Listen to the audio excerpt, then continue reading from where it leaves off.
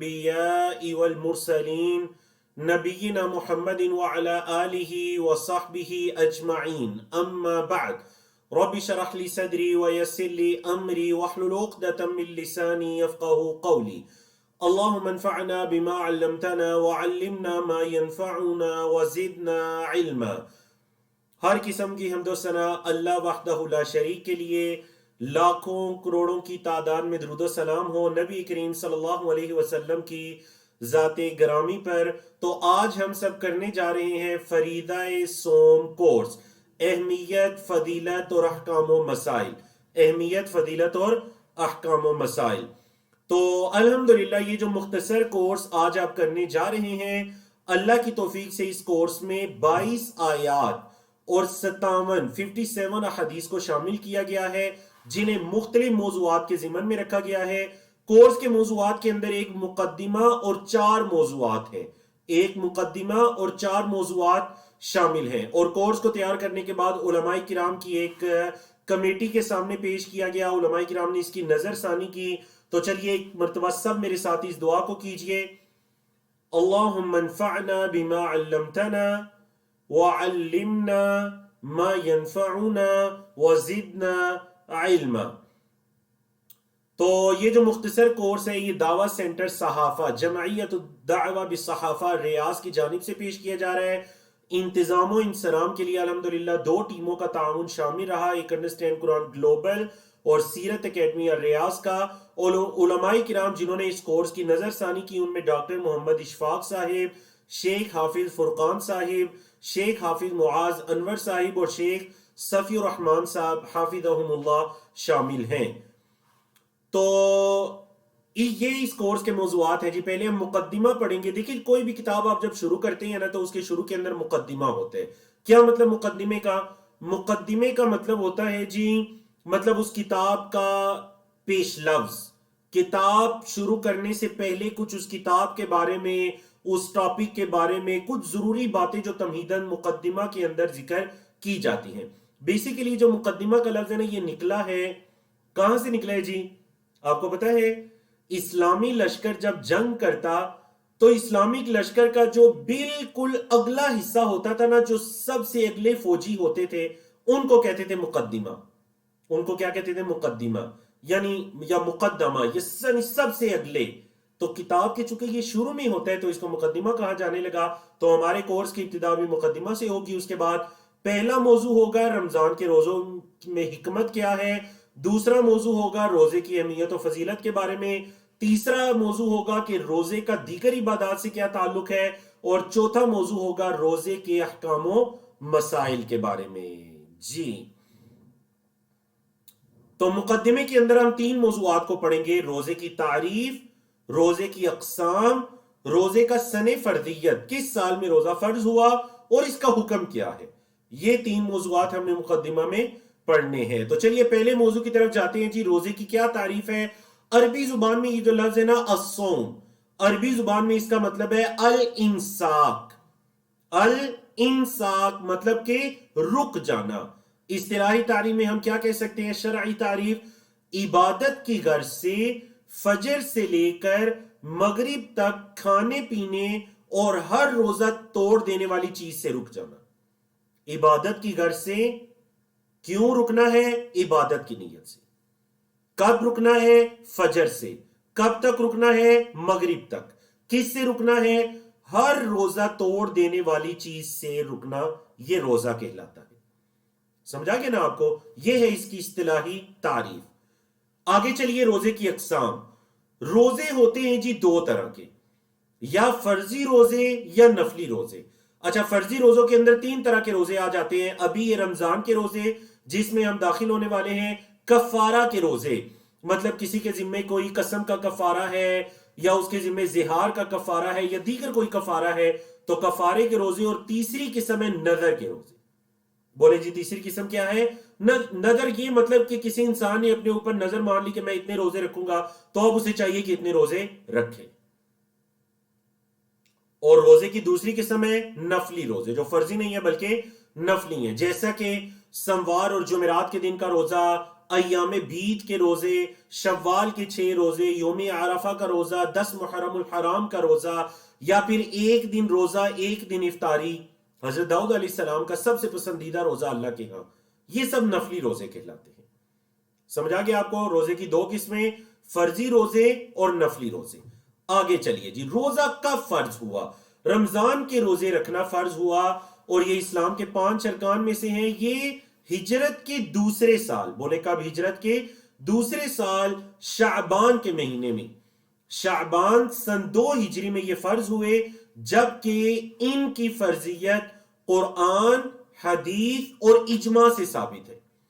قرآن کی آیات سے بھی ثابت ہے، نبی کریم صلی اللہ علیہ وسلم کی حدیث سے بھی ثابت ہے، اور اجماع کیا مطلب؟ یعنی امت کے علماء کا اس پر اجماع ہے کہ روزے فرض ہیں۔ تو چلیے پہلی ہم دلیل پڑھتے ہیں قرآن کی، سورۃ البقرہ کی آیت نمبر 183۔ اللہ رب العزت نے فرمایا، یا ایھا الذین آمنو، اے ایمان والو، اے وہ لوگو جو ایمان لائے ہو، کتب علیکم الصیام، فعل مجہول ہے پیسو وائز، کتبہ فرض کیے گئے ہیں، علیکم تم پر، الصیام روزے، کیسے فرض کیے گئے ہیں؟ کما کتب علی الذین، جیسا کہ فرض کیے گئے تھے ان لوگوں پر، من قبلکم، جو تم سے پہلے تھے۔ کیوں فرض کیے گئے؟ لعلکم تتقون، تاکہ تمہارے دلوں میں اللہ کا ڈر، اللہ کا تقوی آ جائے۔ اور حدیث سے کیا دلیل ہے روزوں کی فرضیت کی؟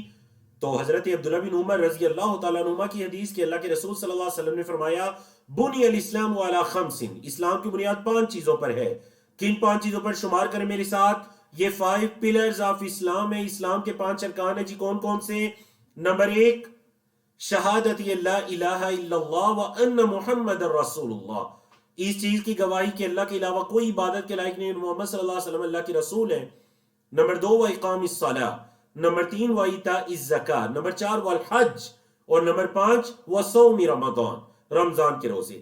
اور بعض احادیث کے اندر رمضان کے روزے یہ 4تھے نمبر پر ذکر ہوا، اور حج 5ویں نمبر پر ذکر ہوا، ٹھیک ہے جی۔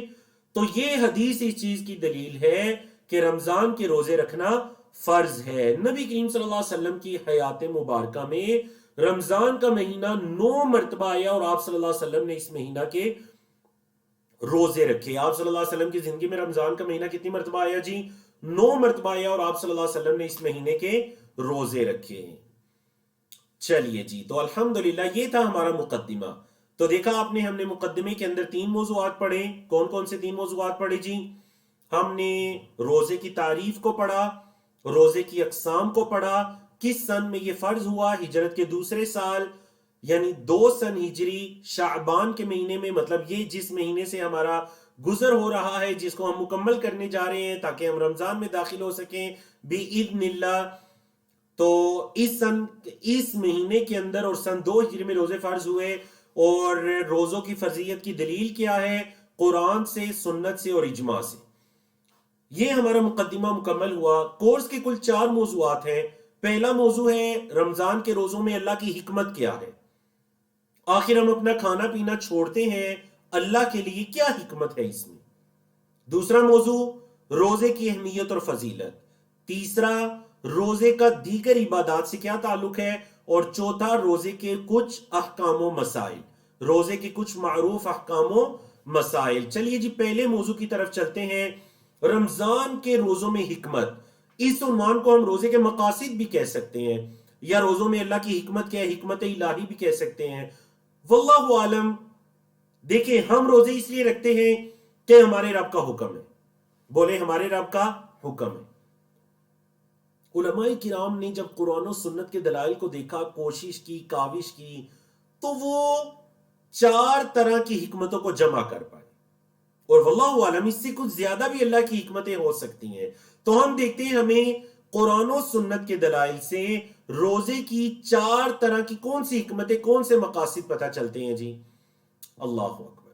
سب سے پہلا مقصد ہے تقوی کا حصول، تاکہ میرے اور آپ کے دلوں میں اللہ کا ڈر آ جائے۔ کیسے؟ وہی سورۃ البقرہ کی آیت 183، اے ایمان والو تم پر روزے فرض کی گئے جیسے کہ تم سے پہلے لوگوں پر فرض کیے گئے تھے، لعلکم تتقون، تاکہ تمہارے دلوں میں اللہ کا ڈر، اللہ کا تقوی آ جائے۔ نمبر 2، اللہ کی طرف رجوع کرنے کا موقع، دیکھیں رمضان کے مہینے میں اللہ اکبر ہر دل نیکی کی طرف کھینچا چلا جاتا ہے. جو پورا سال نماز نہیں پڑھتے رمضان میں نمازی بن جاتے ہیں، پورا سال قرآن نہیں کھولتے رمضان میں قرآن کھلنا شروع ہو جاتا ہے. کتنی اللہ کی حکمتیں ہیں روزوں کے اندر. تو اللہ کی طرف رجوع، بولیں اللہ کی طرف رجوع. سورۃ التحریم کی آیت نمبر 8، یا ایھا الذین آمنوا توبوا الی اللہ توبۃ نصوحا، اے ایمان والو اللہ کی طرف رجوع کرو. توبہ کا لفظی مطلب ہوتا ہے پلٹنا، رجوع کرنا، مطلب ایک حالت سے دوسری حالت کی طرف پلٹنا، گناہوں کی زندگی سے اللہ کی فرما برداری کی زندگی کی طرف پلٹنا. سچی توبہ کرو اللہ کی طرف. اور سچی توبہ یاد رکھے گا وہ ہوتے ہیں جس کی 4 شرطیں پائی جائیں. اگر آپ بھی ارادہ کرتے ہیں نا کہ انشاءاللہ اس رمضان میں اور رمضان سے پہلے آج کل ہی میں گناہوں سے توبہ کروں گا، اللہ کی طرف پلٹوں گا، تو 4 چیزیں ہیں تو آپ کی توبہ خالص ہے. نمبر 1، گناہ پر نادم ہو. جس گناہ پر توبہ کر رہے ہیں اگر اوورآل اپنی پوری گناہوں والی زندگی پر بھی توبہ کر رہے ہیں تو ان گناہوں پر نادم و شرمندہ ہو. نمبر 2، ان گناہوں کو چھوڑیے. نمبر 3، دوبارہ نہ کرنے کا پختہ عزم کیجئے کہ آئندہ کبھی نہیں ہوں گے. اور نمبر 4، اگر ان گناہوں کا تعلق اللہ کے بندوں میں سے کسی کے حق کے ساتھ ہے، حقوق العباد کے ساتھ ہے، تو اس کو ادا کیجئے. اللہ، بڑی پیاری حدیث مسند احمد اور سنن ترمذی کی. حضرت ابو ہریرہ رضی اللہ تعالیٰ عنہ کی روایت کہتے ہیں کہ اللہ کے رسول صلی اللہ علیہ وسلم نے فرمایا وَرَغِمَ أَنْفُ رَجُلٍ، اس آدمی کا ناک خاک آلود ہو جائے، دخل علیہ رمضان، جس پر رمضان داخل ہوا، ثم انسلخ، پھر وہ چلا گیا، قبل ان یغفر لہ، اس سے پہلے کہ اس کو بخشا جائے. آدمی کی بخشش نہیں ہوئی، اللہ سے معافی نہیں ہوئی، اور اس کی زندگی میں رمضان آیا اور چلا گیا. فرمایا نبی کریم صلی اللہ علیہ وسلم نے وہ بندہ اس کا ناک خاک آلود ہو جائے. اچھا، ناک کا خاک آلود ہونا کیا مطلب؟ مطلب یہ کہ وہ بندہ ذلیل و رسوا ہو جائے. مطلب جس کی زندگی میں رمضان آیا اور اس کی مغفرت نہیں ہوئی، اس نے اللہ سے اپنے گناہوں کو نہیں بخشوایا اور رمضان چلا بھی گیا. اللہ اکبر. نمبر 3، رمضان کی حکمت، اپنے آپ کو اعمال صالحہ کا پابند کرنا اور گناہوں سے بچنے کا عادی بنانا. اب دیکھیں نا، یہ جو مہینہ ہوتا ہے نا، اس مہینے میں انسان نیکیوں کی طرف کھینچا چلا جاتا ہے، گناہوں سے ہٹتا ہے. اب 1 ماہ تک آپ اتنی اچھی اس چیز کی پریکٹس کریں، ریاضت کریں کہ باقی کے 11 ماہ میں اس 1 مہینے کا اثر ہو. اللہ اکبر. دیکھیں اس مہینے کو اسی لیے اتنی اہمیت ہے کہ یہ ایک اصل میں آپ کی زندگی کے اندر ایک پریکٹس کا مہینہ آ رہا ہے. حضرت ابو ہریرہ رضی اللہ تعالیٰ عنہ کی روایت کہ نبی کریم صلی اللہ علیہ وسلم نے فرمایا من لم یدع قول الزور والعمل به والجہل، جو انسان بری بات کہنا نہیں چھوڑتا، اس پر عمل کرنا نہیں چھوڑتا اور جہالت کو نہیں چھوڑتا، فلیس للہ حاجت، اللہ کو کوئی ضرورت نہیں ہے ان یدع طعامہ وشرابہ، کہ وہ اپنے کھانے پینے کو چھوڑے. مطلب جو جھوٹی بات کرنا، اس پر عمل کرنا اور جہالت کے کام کرنا. دیکھیں جھوٹی بات کا مطلب ہے ہر گناہ کا کام، اور اس پر عمل، ہر گناہ کے کام پر عمل کرنا نہیں چھوڑتا. اللہ کو کوئی ضرورت نہیں ہے کہ وہ اپنے کھانے پینے کو چھوڑے. مطلب یہ کہ وہ پھر کھاتا پیتا رہے، اسے رمضان کے روزے رکھنے کی کوئی ضرورت نہیں ہے. یہ کیسا روزہ ہے جو اسے جھوٹی بات کہنا، اس پر عمل کرنا اگر نہیں چھوڑوا سکتا تو یہ کیسا روزہ ہے؟ اللہ. دوسری حدیث سنن ابن ماجہ کی، اللہ کے رسول صلی اللہ علیہ وسلم نے فرمایا ان ھذا الشہر قد حضرکم، یہ مہینہ جو تمہارے پاس آیا ہے، وفیہ لیلۃ، اس مہینے میں ایک ایسی رات ہے، خیر من الف شہر، جو 1000 مہینوں سے بہتر ہے. من حرمہا، جو اس رات سے محروم ہو گیا، فقد حرم الخیر کلہ، وہ ساری کی ساری خیر سے محروم ہو گیا. ولا یحرم خیرہا الا محروم، اور اس کی خیر سے نہیں محروم ہو سکتا سوائے اس کے جو واقعتاً محروم ہوتا ہے. ولا یحرم خیرہا، اس کی خیر سے نہیں محروم ہو سکتا الا محروم، سوائے اس کے جو واقعتاً محروم ہے وہ اس کی خیر سے محروم رہ سکتے. اللہ. تو دیکھیے نا، کیوں آخر رمضان میں آپ کے دل نیکی کی طرف کھینچے چلے آتے ہیں، برائیوں سے اپنے آپ کو انسان بچانے والا بن جاتا ہے. یہ حدیث پڑھیے صحیح الجامع کی. اللہ کے رسول صلی اللہ علیہ وسلم نے فرمایا اذا كان اول ليلة من شهر رمضان، جب رمضان کی پہلی رات ہوتی ہے، صفدت الشیاطین ومردت الجن، جو شیاطین اور مردود قسم کے جنات ہوتے ہیں نا، ان کو زنجیروں میں جکڑ دیا جاتا ہے. وغلقت ابواب النار، اور آگ کے دروازوں کو بند کر دیا جاتا ہے. فلم یفتح منہ باب، کوئی دروازہ بھی کھلا نہیں چھوڑا جاتا. وفتحت ابواب الجنہ، جنت کے دروازوں کو کھول دیا جاتا ہے. فلم یغلق منہا باب، کسی دروازے کو بند نہیں چھوڑا جاتا. وینادی منادٍ کل لیلۃ، ہر رات ایک پکارنے والا پکارتا ہے. یہ وہ الفاظ ہیں، کیوں میرے اور آپ کے دل خیر کی طرف کھینچے چلے آتے ہیں. کیوں ہر رات، رمضان کی ہر رات ایک پکارنے والا پکارتا ہے، یا باغی الخیر اقبل، اے خیر کو تلاش کرنے والے آگے بڑھ، مزید خیر کو تلاش کر اس مہینے میں. وَيَا بَاغِيَ الشَّرِّ اقصر، اور اے شر کو اور برائی کو تلاش کرنے والے رک جا. اقصر، رک جا، اب تو رک جا. اللہ، ہر رات ایک فرشتہ پکارتا ہے. خیر کو تلاش کرنے والے آگے آ اور آگے بڑھ، شر کو تلاش کرنے والے بس کر، رک جا رک جا، رمضان آ چکے، رک جا اپنے گناہ کے کام سے. وَلِلَّهِ عُتَقَاءُ مِنَ النَّارِ، اور اللہ آگ سے بہت سے بندوں کو آزاد کرتا ہے. وَذَلِكَ كُلَّ لَيْلَةٍ، اور ہر رات ایسے ہی ہوتا ہے. ہر رات اللہ گردنوں کو جہنم سے آزاد کرتا ہے. ہر رات ایک پکارنے والا پکارتا ہے کہ خیر کے متلاشی بڑھ، اے شر کے متلاشی رک جا، بس کر دے.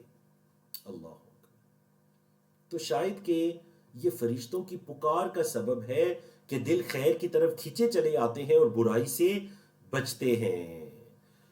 چوتھی حکمت جو دکھائی دیتی ہے وہ یہ ہے کہ روزہ ڈال ہے، دنیا میں بھی ڈال ہے اور آخرت میں بھی ڈال ہے. اور آپ ذرا بتائیے نا، ڈال کو عربی میں کہتے ہیں جنتن، جنہ. اور ڈال کس کو کہتے ہیں اردو میں؟ جنہ کس کو کہتے ہیں؟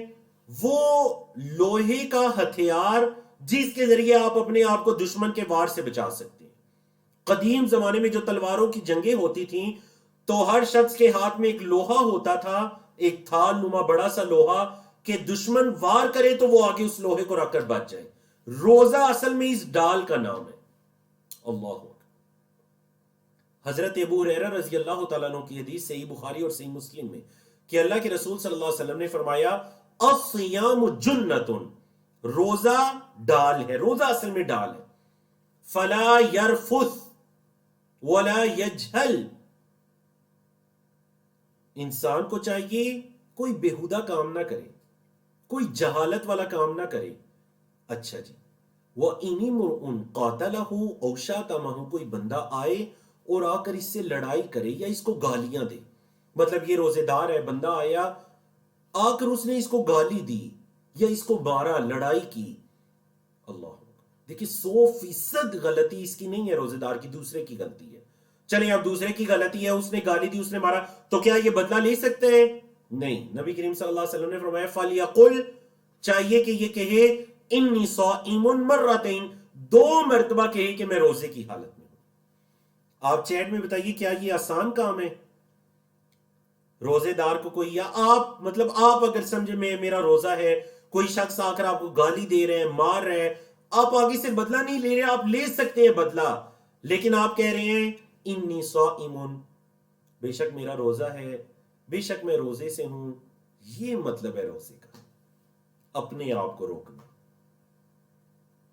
نفس کہے گا نہیں جی بدلہ لوں، میری غلطی نہیں تھی. آپ یہی کہتے ہیں نا، آپ کہتے ہیں جی میں نے اس لیے اس کو آگے سے مارا، جواب دیا کیونکہ اس کی غلطی تھی. شریعت یہی کہہ رہی ہے اس کی غلطی بھی ہو تو پھر بھی آپ نے کہنا ہے کہ میں روزے سے ہوں. میں جواب نہیں دے سکتا آپ کو، نہ آپ کی گالی کا نہ مار کا، کیونکہ میں روزے سے ہوں. اللہ، ان الفاظ کو اپنے دماغوں میں لکھ لیجئے اور 1 مہینہ ان الفاظ کی پریکٹس کر لیجئے. انی صائمون عربی میں اپنے آپ کو یاد کروائیے, انی صائمون, میں صائم ہوں, میں روزے کی حالت میں ہوں. یقین جانیے 1 مہینے کے بعد آپ کو اپنے اس 6 فٹ کے 5 فٹ کے جسم پر قابو پانا آ جائے گا انشاءاللہ, کیونکہ یہ آپ صلی اللہ علیہ وسلم فرما رہے ہیں کہ بندہ کہے میں روزے کی حالت میں. دوسری حدیث سے بخاری مسلم کی, حضرت ابو ہریرہ رضی اللہ تعالیٰ عنہ کی ہی روایت. آپ صلی اللہ علیہ وسلم نے فرمایا اذا دخل رمضان, جب رمضان آتا ہے, فتحت ابواب الجنہ, جنت کے دروازے کھول دیے جاتے ہیں, وغلقت ابواب جہنم, جہنم کے دروازے بند کر دیے جاتے ہیں, وسلسلت الشیاطین, شیاطین کو زنجیروں میں جکڑ دیا جاتا ہے. عربی زبان میں سلسلہ کہتے ہیں زنجیر کو, چین کو. تو شیاطین کو زنجیروں میں جکڑ دیا جاتا ہے. یاد رکھیے گا انسان کو گمراہ کرنے والی 2 چیزیں ہیں اس دنیا میں, ایک شیاطین اور دوسرا اس کا اپنا نفس, اس کی شہوات.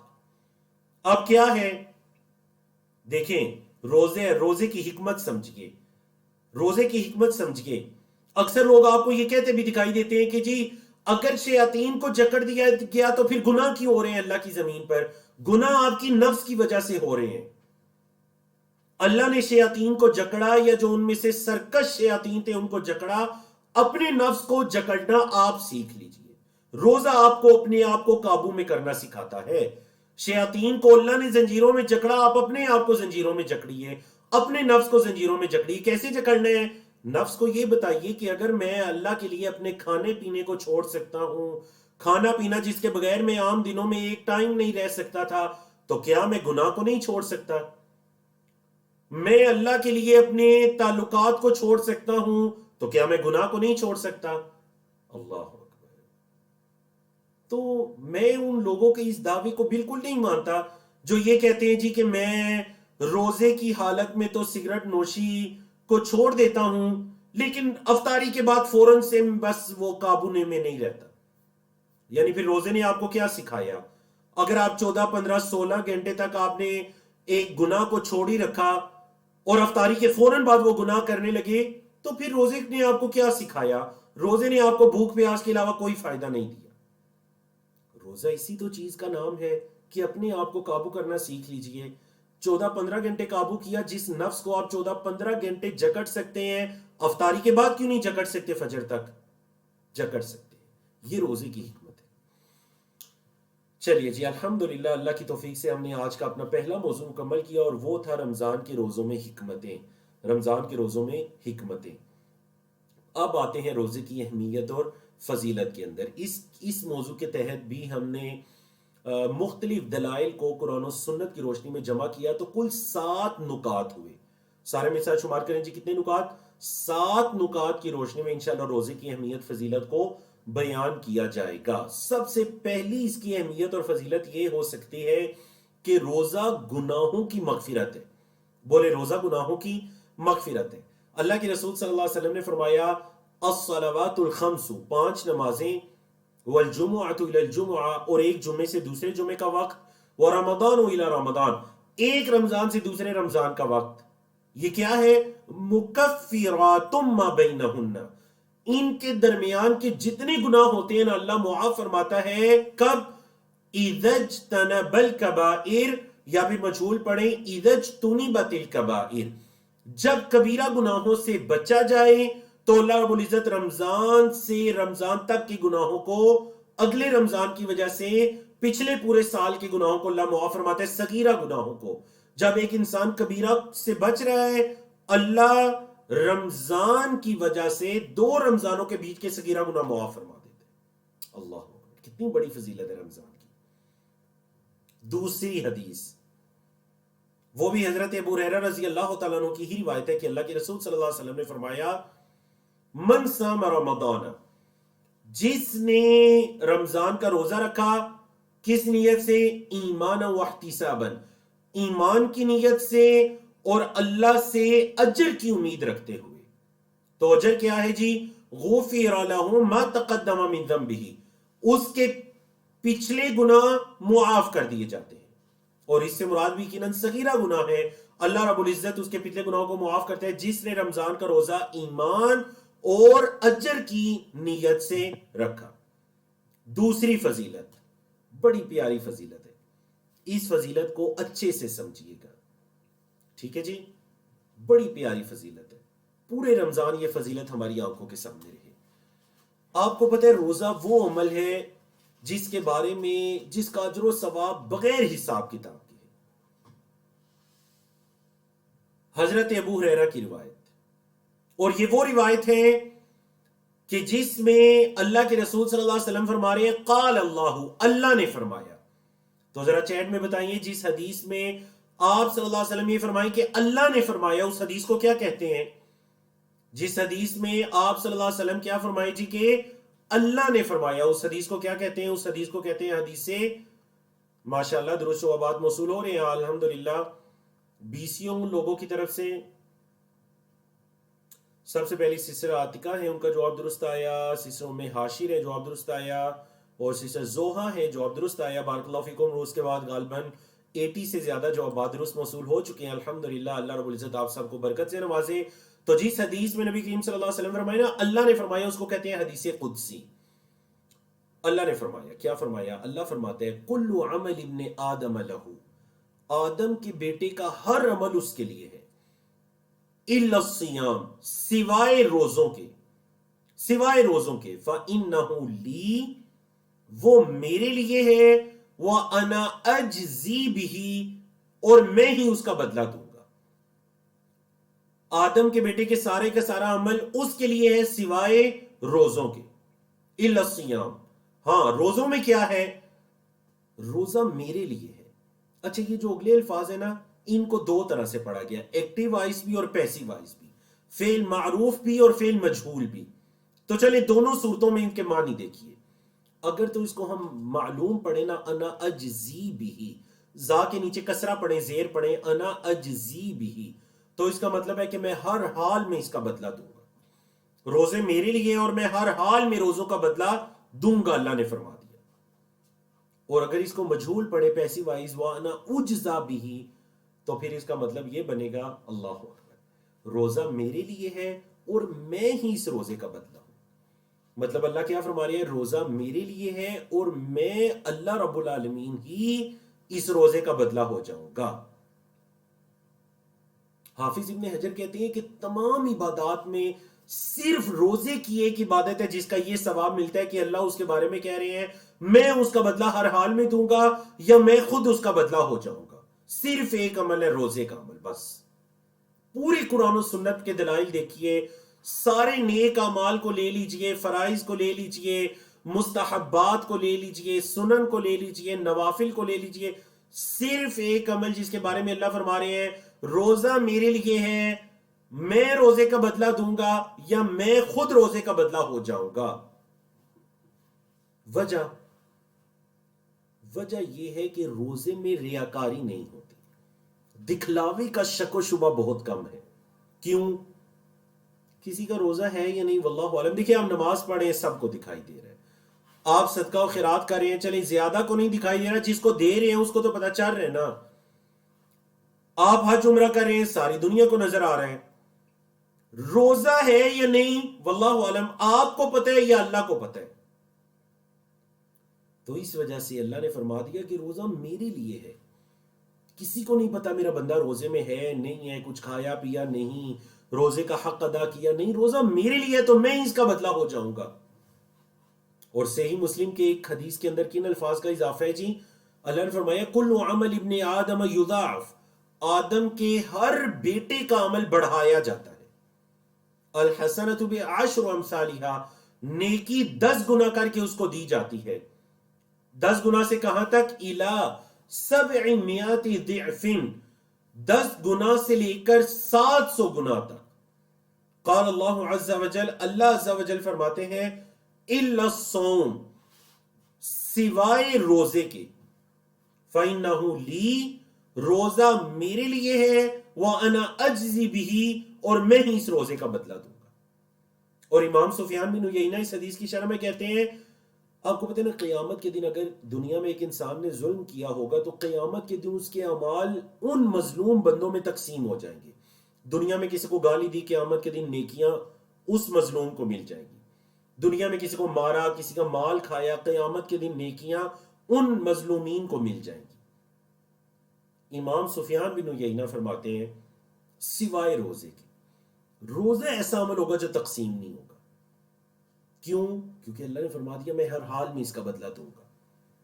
تو پھر وہ جو مظلومین ہوں گے، تو امام صاحب یہ فرماتے ہیں کہ مظلومین کو اللہ رب العزت خود سے راضی کرے گا، شاید کہ اللہ انہیں جنت کے محلات دکھائے گا، جس طرح کے بعض احادیث سے اشارہ ملتا ہے۔ اللہ ان مظلومین کو کہے گا کہ اگر اس بندے کو معاف کر دو گے، کیونکہ یہ روزے دار تھا، تو وہ جنت کے محلات تمہارے، وہ اس کو معاف کریں گے اور اللہ انہیں اس کے بدلے میں جنت کے محلات دے گا، کیونکہ اللہ نے فرما دیا روزہ میرے لیے اور میں اس کا بدلہ دوں گا۔ کتنا پیارا بدلہ دیکھیں روزے کا، اللہ اکبر۔ تیسری اہمیت اور فضیلت، کل ہم نے کیا کہا تھا جی؟ اہمیت اور فضیلت میں ہم کتنی باتیں پڑھیں گے؟ بولے کتنی باتیں پڑھیں گے؟ 7 میں سے تیسری، روزے دار کے لیے 2 خوشیاں۔ صحیح مسلم کی حدیث للصائم فرحتان، اور یہ بھی حدیث قدسی ہے، روزے دار کے لیے 2 خوشیاں ہیں۔ کب؟ فرحت عند فطرہ، پہلی خوشی تو ہوتی ہے جب وہ روزہ افطار کرتے ہیں۔ دیکھیں نا، پورے دن سے کچھ کھایا پیا نہیں، وہ جب آپ کے منہ کے ساتھ گلاس لگتا ہے ٹھنڈے کسی مشروبات کا یا کھجور منہ میں جاتی ہے، کتنی خوشی ہوتی ہے۔ اچھا، وہ خوشی ہوتی ہے اصل میں نیکی کے کام کو مکمل کرنے کی، ماشاءاللہ، اور نفس کو دوبارہ سے جن چیزوں سے روکا گیا تھا ان کی اجازت ملنے کی، کتنی خوشی ہوتی ہے۔ فرمایا یہ تو پہلی خوشی ہے۔ اچھا اللہ پھر دوسری خوشی فرمایا وَفَرْحَةٌ عِنْدَ لِقَاءِ رَبِّهِ، دوسری خوشی تب ملے گی جب روزہ دار اپنے رب سے ملاقات کرے گا۔ اللہ اکبر، بولیے روزے دار کو دوسری خوشی تب ملے گی جب روزہ دار اپنے اللہ سے، اپنے رب سے ملاقات کرے گا۔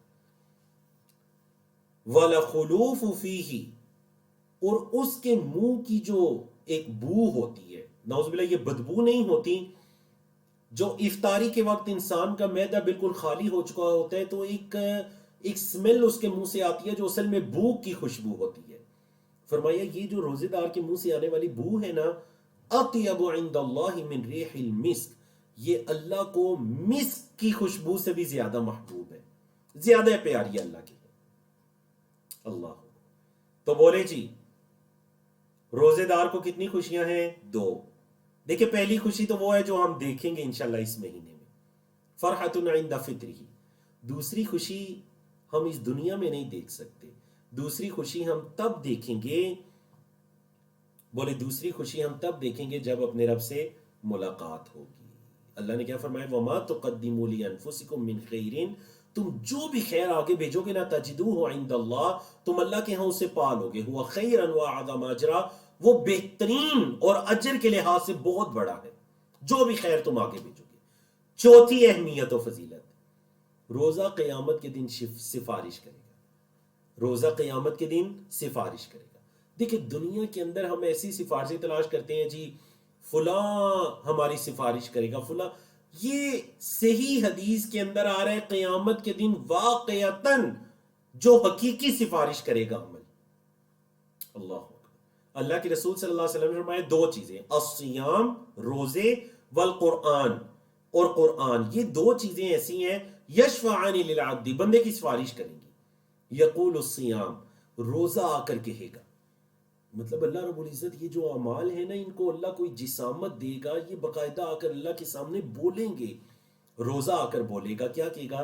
ربی، اے میرے رب، انی منعتہ الطعام والشراب بالنہار، اے اللہ میں نے اس بندے کو دن کے ٹائم کھانے پینے سے روکی رکھا، یہ مجھ روزے کی وجہ سے نہ کچھ کھاتا تھا نہ پیتا تھا، فشفعنی فی، اے اللہ اس کے حق میں میری سفارش قبول کر دے۔ وَيَقُولُ القرآن، قرآن آ کر کہے گا ربی، اے میرے رب، منعتہ النوم باللیل، میں نے رات کے وقت اس کو سونے سے روکے رکھا، فشفعنی فی، اے اللہ اس کے حق میں میری سفارش قبول کر لے۔ حدیث کے آخری الفاظ ریڈ کلر کے، میرے اور آپ کے لیے خوشخبری ہم گناہگاروں کے لیے، فیشفعان، ان دونوں کی سفارش کو قبول کر لیا جائے گا۔ بولے جی روزے اور قرآن دونوں کی سفارش کو اللہ کے ہاں قبول کر لیا جائے گا۔ اللہ اکبر، تو بتائیے جی، ہم ماہ رمضان میں رمضان کو اپنا سفارشی بنانے کی تیاری کریں گے انشاءاللہ؟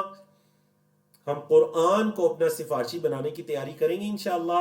اللہ رب العزت ہمیں توفیق عطا کرے۔ پانچویں اہمیت و فضیلت، حضرت سہل بن سعد الساعدی کی روایت ہے رضی اللہ عنہ، اور یہ ہے جنت کے اس دروازے کے بارے میں جس کا نام ہے باب الریان۔ باب الریان، اس سے صرف روزے دار داخل ہوں گے۔ نبی کریم صلی اللہ علیہ وسلم نے فرمایا ان فی الجنت بابا، جنت کے اندر ایک دروازہ ہے، یقال لہ الریان، اس دروازے کو کہتے ہیں ریان، یدخل منہ الصائمون، یوم القیامہ، قیامت کے دن اس دروازے سے روزے دار داخل ہوں گے، لا يدخل منہ احد غیرہم، روزے داروں کے علاوہ کوئی بھی داخل نہیں ہو سکے گا۔ یقال، کہا جائے گا، این الصائمون، کہاں ہے روزے دار؟ فیقومون، روزے دار اٹھ کھڑے ہوں گے، لا يدخل منہ احد غیرہم، کہا جائے گا آج کے دن اس باب الریان سے روزے داروں کے علاوہ کوئی داخل نہیں ہو سکتا۔ فَإِذَا دَخَلُوا، جب سارے صائمون روزے دار داخل ہو جائیں گے، اغلقا، دروازہ بند کر دیا جائے گا، فَلَمْ يَدْخُلْ مِنْهُ أَحَدٌ، کوئی بھی داخل نہیں ہو سکے گا، اس کے بعد دروازہ بند اور اس کے بعد کوئی بھی داخل نہیں ہو سکے گا۔ اور سنن نسائی کی ایک حدیث میں کتنے پیارے الفاظ ہیں، نبی کریم صلی اللہ علیہ وسلم نے فرمایا من دخلہ، جو اس دروازے سے داخل ہو گیا، لم یظمأ ابداً، وہ کبھی پیاسا نہیں ہوگا۔ جو اس دروازے سے داخل ہو گیا وہ کبھی پیاسا نہیں ہوگا۔ یاد رکھیے گا، اللہ کبھی بھی دو پیاسوں کو جمع نہیں کرے گا۔ دنیا کے اندر روزے کی حالت میں لگنے والی پیاس اور قیامت کے دن کی پیاس، جس نے دنیا میں اس پیاس کو برداشت کیا، اللہ رب العزت اسے قیامت کی پیاس سے بچا لے گا۔ جو دنیا میں پیاس کو برداشت نہ کر سکا، روزے چھوڑ دیے، قیامت کی پیاس اس کا انتظار کر رہی ہے۔ اللہ رب العزت ان دو پیاسوں کو کبھی جمع نہیں کرے گا۔ تو اللہ سے دعا کریں اللہ ہمیں توفیق عطا کرے کہ ہم دنیا میں اس پیاس کو برداشت کریں، تاکہ اللہ ہمیں قیامت کی اس پیاس سے بچا لے، جس کے بارے میں آپ صلی اللہ علیہ وسلم نے فرمایا جو باب الریان سے داخل ہوگا وہ کبھی پیاسا نہیں رہے گا۔ اللہ۔ چھٹا پوائنٹ، چھٹا نقطہ اہمیت و فضیلت میں، حضرت ابو ہریرہ رضی اللہ تعالیٰ عنہ کی روایت، اور ماشاءاللہ آپ کی اس کورس کے اندر جو اکثر روایات ہیں آپ کو پتہ ہے وہ حضرت ابو ہریرہ رضی اللہ عنہ کی ہیں، جو کہ سب سے زیادہ نبی کریم صلی اللہ علیہ وسلم کی احادیث کو روایت کرنے والے ہیں، اور اکثر روایات صحیح بخاری مسلم کی ہیں۔ کہتے ہیں ان عرابین، ایک دیہاتی، اتن نبی صلی اللہ علیہ وسلم، نبی کریم صلی اللہ علیہ وسلم کے پاس آیا اور آ کر کہنے لگا دلنی علی عمل اذا عملته دخلت الجنہ، کہ مجھے کوئی ایسا کام بتائیے جب میں وہ کروں تو جنت میں داخل ہو جاؤں۔ آپ صلی اللہ علیہ وسلم نے اسے 3 کام بتائے، بلکہ 4 کام بتائے۔ نمبر 1، تعبد اللہ ولا تشرک بہ شیئا، اللہ کی عبادت کرنی ہے، اس کے ساتھ کسی کو شریک نہیں ٹھہرانا۔ نمبر 2، وَتُقِيمُ الصَّلَاةَ الْمَكْتُوبَةَ، فرض نماز کو قائم کرنے۔ نمبر 3، وَتُؤَدِّيَ الزَّكَاةَ الْمَفْرُوضَةَ، فرض زکوٰۃ کو ادا کرنے۔ نمبر 4، وَتَصُومُ رمضان، رمضان کے روزے رکھنے ہیں۔ قال، آپ صلی اللہ علیہ وسلم نے فرمایا، یا قال، اس دیہاتی نے فرمایا، اس اعرابی نے فرمایا، کیا فرمایا جو اس نے کہا، والذی نفسی بیدہ، اس ذات کی قسم جس کے ہاتھ میں میری جان ہے، یعنی اللہ کی قسم، لا ازید علی ھذا، نہ تو اس پر کوئی زیادہ کروں گا، مطلب بس اس پر عمل کروں گا جو آپ نے مجھے 4 باتیں بتا دی ہیں۔ جب فلما ولا، جب وہ پھر گیا تو نبی کریم صلی اللہ علیہ وسلم نے فرمایا من سرہ، جو یہ چاہتا ہے نا، ان ينظر الى رجل من اہل الجنہ، کہ وہ کسی جنتی انسان کی طرف دیکھے، فلینظر الى ھذا، تو اسے چاہیے اس بندے کو دیکھ لے۔ یہ جو بندہ جا رہے ہیں نا، جو کہہ رہے ہیں کہ یہ 4 عمل سے زیادہ نہیں کرے گا، آپ کو پتہ ہے اس وقت حج فرض نہیں ہوا تھا، اس وجہ سے یہاں پر حج کا ذکر نہیں ہے اس حدیث میں۔ کہنے لگا اس پر زیادہ نہیں کروں گا، بس یہ کام ہمیشگی سے کروں گا۔ اللہ اکبر۔ تو آپ صلی اللہ علیہ وسلم نے فرمایا جو جنتی کو دیکھنا چاہتا ہے وہ اس کو دیکھ لے۔ تو پتہ چلا ان 4 اعمال میں سے چوتھا عمل کیا ہے، رمضان کے روزے۔ چلیے جی اگلی حدیث جانیے، بڑی پیاری حدیث، حضرت علی کی روایت ہے رضی اللہ عنہ، کہ اللہ کے رسول صلی اللہ علیہ وسلم نے فرمایا ان فی الجنت غرفا، جنت کے اندر ایسے بالا خانے ہیں، ترا ظہورها من بطونها، وَبُطُونُهَا مِن ظُهُورِهَا، اتنے صاف شفاف ہیں کہ ان کا باہر اندر سے دکھائی دیتا ہے اور اندر باہر سے دکھائی دیتا ہے۔ فقام عرابیٌ، ایک دیہاتی کھڑا ہوا، فقالا، اور اس نے کہا، لمن ہی یا رسول اللہ، اے اللہ کے رسول صلی اللہ علیہ وسلم، یہ کمرے کس کے ہیں؟ یہ اللہ کن کو دے گا؟ یہ غرف، یہ کمرے، یہ بالا خانے کن کو اللہ دے گا؟ قال، آپ صلی اللہ علیہ وسلم نے فرمایا، 4 کام کرنے والوں کو اللہ یہ کمرے دے گا۔ 4 کام۔ چلیے جی دیکھیے، اگر ہم یہ چاہتے ہیں کہ جنت میں ایسے بالا خانے ہمیں ملیں تو وہ کون سے 4 کام ہیں؟ نمبر 1، لمن اطاب الکلام، وہ شخص جس نے بڑی اچھی بات کہی۔ نمبر 2، وَأَطْعَمَ الطَّعَامَ، اور کھانا کھلایا۔ نمبر 3، وَأَدَامَ الصِّيَامَ، اور ہمیشہ روزے رکھے۔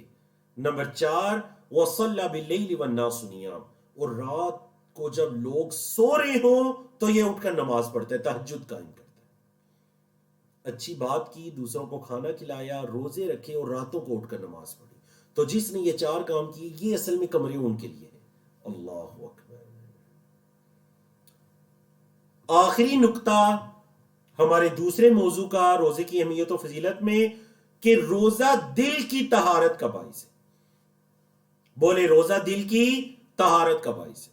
اور یہ بھی حضرت علی رضی اللہ تعالیٰ عنہ کی روایت ہے کہ اللہ کے رسول صلی اللہ علیہ وسلم نے فرمایا، صوم الشہر صبری، صبر کے مہینے کے روزے۔ آپ کو پتہ ہے آپ صلی اللہ علیہ وسلم نے اس حدیث میں شہر رمضان کو قرار دیا شہر الصبر، صبر کے مہینے کے روزے۔ یہ جو صبر کے مہینے کے روزے ہوتے ہیں نا، اور مزید کون سے روزے؟ رمضان کے روزے، اور مزید وَثَلَاثَةِ أَيَّامٍ مِّن كُلِّ شَهْرٍ، اور ہر مہینے کے 3 دن کے روزے۔ ذرا بتائیے کہ ہر مہینے کے 3 دن کے روزوں سے مراد کون سے 3 دن کے روزے ہیں؟ فرمایا جس نے یہ 2 طرح کے روزے رکھے نا، صبر کے مہینے کے روزے، رمضان کے روزے، اور ہر مہینے میں 3 دن کے روزے، يَذْهَبْنَا بِوَحْرِ الصَّدْرِ، تو یہ اس کے سینے کی میل کچیل کو لے جائیں گے۔ یہ 2 طرح کے روزے، رمضان کے روزے اور ہر مہینے کے 3 روزے، اس کے سینے کی میل کچیل کو لے جائیں گے۔ بولے، اس کے سینے کی میل کچیل کو لے جائیں گے۔ ماشاءاللہ آپ میں سے 20 لوگوں کی طرف سے الحمدللہ درست جواب موصول ہو رہا ہے۔ تو دیکھتے ہیں جی سب سے پہلے کن 3 لوگوں کی طرف سے جواب درست موصول ہوا، اور ماشاءاللہ اتنی تیزی سے جواب موصول ہوا آپ کی طرف سے۔ سسٹر اقرا ہیں، محمد عبید ہیں، حلا ترک ہیں، سسٹر صبا ہیں، اور ان کے علاوہ بھی بہت سے لوگ ہیں، سسٹر سکینہ ہیں، ڈاکٹر عظما ہیں، ماشاءاللہ بہت سے لوگ ہیں۔ آپ کو پتہ ہے کہ 50 سے زیادہ چیٹ کے اندر درست جوابات موصول ہو چکے ہیں۔ بارک اللہ فیکم۔ مہینے کے 3 روزوں سے مراد ایام بید، یعنی سفید دنوں کے روزے، جن میں چاند پورا ہوتا ہے۔ دیکھیں 14ویں کا چاند تو آپ کو یاد ہے نا، جب پورا ہوتا ہے، ایک دن اس سے پہلے اور ایک دن اس کے بعد، مطلب 13، 14، 15، ان کو کہتے ہیں ایام بید، سفید دن۔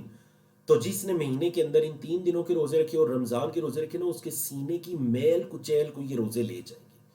تو آج آپ کو پتا چلا رمضان دل کی طہارت کا مطلب یہ آپ کے دلوں کو پاک صاف کر دیتا ہے۔ واہر کہتے ہیں دل کی جو ہر نیگیٹیوٹی ہوتی ہے نا، دل کی ہر منفی حالت، اس کو واہر کہتے ہیں۔ کسی کے لیے نفرت، حسد، بغض، کینہ، کسی کے لیے نفرت، دل کے اندر جو بھی گناہ کی محبت، نیکی سے نفرت، نیکی سے دور بھاگنا، گناہ کے قریب، یہ جتنی بھی منفی چیزیں ہیں نا سینے کی، روزے سے وہ پاک صاف ہو جاتی ہیں۔ تو کتنی پیاری فضیلت ہے جی روزے کی، کہ روزہ، بولے روزہ آپ کے دلوں کو پاک صاف کر دیتا ہے۔ تو ہم سب کوشش کریں گے جی اس مہینے کے اندر اپنے دلوں کو پاک صاف کرنے کی، اللہ رب العزت ہم سب کو توفیق عطا کرے۔ چلیے جی چلتے ہیں آج کے ہمارے سیکنڈ لاسٹ موضوع، تیسرے موضوع کی طرف، اور وہ ہے روزے کا دیگر عبادات سے کیا تعلق ہے۔ بولے روزے کا دیگر عبادات سے کیا تعلق ہے؟ اچھا جی، اس ٹاپک میں ہم نے کیا کیا جی، اس ٹاپک کے اندر ہم نے قرآن و حدیث کے دلائل کی روشنی میں 9 عبادات کو جمع کر دیا۔ بولے کتنی عبادات کو؟ 9 عبادات کو جمع کیا، کہ ان 9 عبادات کا روزے سے کیا تعلق ہے، تاکہ میں اور آپ جان سکیں اور ان 9 عبادات کی خاص کر اس مہینے کے اندر خوب پریکٹس کریں، تاکہ ہماری عبادات میں روزے میں خشوع اور خضوع اور حسن پیدا ہو سکے۔ تو چلیے جی جانتے ہیں روزے کا دیگر عبادات سے تعلق۔ سب سے پہلا ہے جی روزہ اور عقیدہ توحید۔ دیکھیے جو اسلام کی 5 پلرز، 5 ارکان جو بیان کیے گئے نا، جو حدیث پیچھے گزری حضرت عبداللہ بن عمر کی، 5 پلرز آف اسلام جو بیان کیے گئے، ان میں سے سب سے پہلا کیا ہے؟ شہادتین، مطلب اللہ کی وحدانیت کی گواہی، وہ اللہ ایک ہے۔ اور سب سے آخری کیا ہے؟ رمضان کے روزے، پہلا اور آخری۔ تو مطلب اگر کسی کی توحید میں خلل ہے، وہ شرک کے راستے پر ہے، تو وہ یہ نہ سمجھے کہ اس کے روزے اسے کوئی فائدہ دیں گے، کیونکہ روزہ چوتھا یا 5واں رکن ہے، جبکہ توحید سب سے پہلا رکن ہے۔ اب دیکھیے بعض علماء کے نزدیک زمانہ جاہلیت کی تمام عبادات میں شرک آ چکا تھا سوائے روزے کے۔ دیکھیں نا، نماز بھی غیر اللہ کے لیے پڑھی جاتی تھی، سجدہ کیا جاتا، طواف کیا جاتا، رکوع کیا جاتا، نظر و نیاز ہوتی، ہر چیز غیر اللہ کے لیے ہوتی سوائے روزے کے۔ مطلب ہمیں کوئی ایسی دلیل نہیں ملتی اسلام سے پہلے کہ کوئی انسان اٹھ کر غیر اللہ کے لیے روزہ رکھتا ہو، نہیں۔ روزہ جو بھی رکھتا تھا وہ ایک اللہ کے لیے رکھتا تھا۔ تو روزے پر اسی وجہ سے اخلاص کا پہلو سب سے زیادہ غالب ہے۔ انسان بھوک پیاس برداشت کرتا ہے، کچھ نہیں کھاتا پیتا کہ اللہ دیکھ رہے۔ تو دیکھیے دل کے اندر اس احساس کا آ جانا کہ اللہ مجھے دیکھ رہا ہے، یہی تو روزے کا سبق ہے۔ اللہ مجھے دیکھ رہا ہے، میرا ایک رب ہے جو مجھے دیکھ رہا ہے، اور یہی توحید ہے۔ اور اسی کے بارے میں تو اللہ نے فرمایا حدیث قدسی میں کہ آدم کے بیٹے کا ہر عمل اس کے لیے ہے سوائے روزے کے، وہ میرے لیے اور میں اس کا بدلہ دوں گا، یا میں خود اس کا بدلہ بن جاؤں گا۔ چلیے جی دوسری عبادت، روزہ اور قرآن۔ کیا تعلق ہے آپس میں روزے اور قرآن کا؟ شاید کہ اتنا گہرا تعلق آپ کو قرآن کا باقی کسی سال کے مہینے سے نہ مل سکے جتنا کہ رمضان اور قرآن کا تعلق ہے، اور وہ یہ تعلق ہے سورۃ البقرہ آیت 185، شہر رمضان الذی انزل فیہ القرآن، رمضان کا مہینہ جس میں قرآن اتارا گیا، ھدی للناس، لوگوں کے لیے ہدایت ہے، وبینات من الہدی والفرقان، اور یہ ہدایت اور فرقان کے دلائل پر مبنی ہے۔ کوئی انسان ہی کہہ سکتا ہے کہ جی قرآن تو 23 سال کے عرصے میں اترا، 23 سال کے عرصے میں تھوڑا تھوڑا کر کے اترا، تو پھر رمضان میں قرآن کو نازل کیا گیا، کیا مطلب یہ کہ اللہ رب العزت نے لوح محفوظ سے قرآن مجید کو آسمان دنیا پر اس ایک رات میں نازل کیا، اور آسمان دنیا سے نبی کریم صلی اللہ علیہ وسلم کے سینہ اطہر پر جبریل امین کے ذریعے قرآن مجید کو 23 سال کے عرصے میں تھوڑا تھوڑا کر کے نازل کیا، یہ مطلب ہے۔ اچھا جی دیکھیے ذرا روزے اور قرآن کا ایک اور تعلق، حضرت عبداللہ بن عباس رضی اللہ عنہما کی روایت کہتے ہیں وَكَانَ جِبْرِيلُ يَلْقَاهُ فِي كُلِّ لَيْلَةٍ مِّن رمضان، رمضان کی ہر رات میں جبریل امین آ کر نبی کریم صلی اللہ علیہ وسلم سے ملاقات کرتے، فَيُدَارِسُهُ الْقُرْآنَ، اور نبی کریم صلی اللہ علیہ وسلم کے ساتھ قرآن کا مدارسہ کرتے۔ اچھا یہ جو چیپٹر ہے نا دارسا یدارسو، یہ وہی چیپٹر ہے جو سورۃ العصر میں ہے وتواصوا، اس چیپٹر میں مشارکت ہوتی ہے، مطلب فریقین ہوتے ہیں، یہ اس کو سنائے وہ اس کو سنائے، تو عربی میں کہتے ہیں دارسا یدارسو۔ اگر ون سائیڈ ہو نا، جیسے ابھی ہمارا لیکچر چل رہا ہے، تو اس کو کہیں گے درسا یدرسو، پڑھانا، ایک شخص پڑھا رہا ہے باقی پڑھ رہے ہیں۔ لیکن اگر 2 سائیڈز ہو، 2 وے ہو، ایک اس کو پڑھا رہا ہے وہ اس کو پڑھا رہا ہے، یہ اس کو سنا رہا ہے وہ، تو پھر چیپٹر ہے دارسا یدارسو، 5 حرفی فعل، دارسا یدارسو۔ تو جبریل امین آ کر نبی کریم صلی اللہ علیہ وسلم کے ساتھ قرآن کی دہرائی کرتے ہر رمضان میں اور رمضان کی ہر رات میں۔ غور کریں نا کتنا پیارا، مطلب وہ کیا منظر ہوتا ہوگا جب جبریل امین نبی کریم صلی اللہ علیہ وسلم کو قرآن سنا رہے ہیں، نبی کریم صلی اللہ علیہ وسلم جبریل امین کو سنا رہے ہیں. اللہ اکبر. حضرت عائشہ فرماتی ہیں کہ حضرت فاطمہ نے ان کو بتایا کہ اللہ کے رسول صلی اللہ علیہ وسلم نے مجھے خبر دی کہ جبریل جو ہے نا کانا یعارضہ القرآن فی کل سنۃ مرۃ او مرتین، ایک مرتبہ یا 2 مرتبہ پورے قرآن کا دور کیا کرتے تھے جبریل امین نبی کریم صلی اللہ علیہ وسلم کے ساتھ. وَإِنَّهُ عَارَضَهُ الْآنَ مَرَّتَيْن، اب کی مرتبہ مطلب اس سال، یہ جو آپ صلی اللہ علیہ وسلم کی حیات مبارکہ کا آخری سال تھا، اس سال میں جبریل امین نے 2 مرتبہ قرآن کی دہرائی کی. اور نبی کریم صلی اللہ علیہ وسلم نے فرمایا وَإِنِّي لَا أُرَى الْأَجَلَ إِلَّا قَدِ اقْتَرَبَ، اور مجھے یہ دکھائی دے رہا ہے کہ میرا وقت قریب آ چکا ہے. تو اے فاطمہ میری بیٹی، فَاتَّقِ اللَّهَ وَاصْبِرِي، اللہ سے ڈرنا اور صبر کرنا، میرے بعد صبر کرنا. فَإِنَّهُ نِعْمَ السَّلَفُ وَأَنَا لَكِ، میں تیرے لیے بہترین ہوں جو پہلے گزرا ہوں. تو اس حدیث سے بھی پتہ چلا کہ رمضان اور قرآن کا، روزے اور قرآن کا بڑا گہرا تعلق ہے. ہمارے نبی کریم صلی اللہ علیہ وسلم رمضان کی راتوں میں جبریل امین کے ساتھ مل کر قرآن کا دور کیا کرتے، انہیں سنا کرتے، ان سے سنایا کرتے. کتنی پیاری فضیلت ہے. دیکھیں آپ بھی کبھی راتوں کو اٹھ کر رمضان کی راتوں میں قرآن یا تراویح کے اندر قرآن اس نیت سے سنیں، پڑھیں، پڑھائیں. خاص کر جو حافظ ہیں یا جنہیں کچھ صورتیں یاد ہیں وہ ارادہ کر لیں کہ اس رمضان میں لازمی زبانی ان صورتوں کو سننا ہے، سنانا ہے، دہرائی کرنی ہے، یاد کرنا ہے. تو دیکھیں نبی کریم صلی اللہ علیہ وسلم کی سنت بھی پوری ہو جائے گی. نمبر 3، روزہ اور نماز. نبی کریم صلی اللہ علیہ وسلم نے فرمایا قیامت کے دن سب سے پہلے جس کا حساب لیا جائے گا نا وہ ہے نماز. اللہ رب العزت فرمائے گا میرے بندے کی نماز کو دیکھو، کیا وہ پوری ہے یا ناقص ہے. اگر تو پوری ہے تو پھر لکھ دو پوری، اور اگر ناقص ہے تو پھر دیکھو کیا کوئی نفلی نماز اس نے پڑھی ہے، نفلی پڑھی ہے تو اس سے کمی کو پورا کر دو. اور اگر کوئی فرضی عبادت رہی ہے تو اس کی نفلی عبادت سے اسے پورا کر دو. پھر باقی اعمال کو ایسے لیا جائے گا سٹیپ بائی سٹیپ. اور سعودی عرب کے مفتی شیخ عبدالعزیز فرماتے ہیں جو بھی حیات ہیں، کہتے ہیں کہ ان سے سوال ہوا کہ ایک شخص روزہ تو رکھتا ہے لیکن نماز وغیرہ نہیں پڑھتا. انہوں نے جواب دیا، کہتے ہیں نماز اسلام کے ارکان میں سب سے ضروری ہے. دیکھیں نا توحید کے بعد سب سے ضروری نماز ہے اسلام کے ارکان میں سے. فالذی لا یصلی، وہ بندہ جو نماز نہیں پڑھتا، اخشا، مجھے یہ ڈر ہے، اللہ یقبل صومہ، کہ کہیں اس کا روزہ ہی قبول نہ ہو. کیوں؟ کہتے ہیں کیونکہ اہل علم کی ایک جماعت کا یہ موقف ہے کہ نماز کو جان بوجھ کر چھوڑنے والا کافر ہے. بندہ مومن اور کفر کے درمیان فرق کرنے والی چیز نماز ہے. تو جس نے نماز ہی چھوڑ دی اس کے روزے کی کیا حیثیت ہو سکتی ہے، کیونکہ نماز روزے سے زیادہ ضروری ہے. اللہ.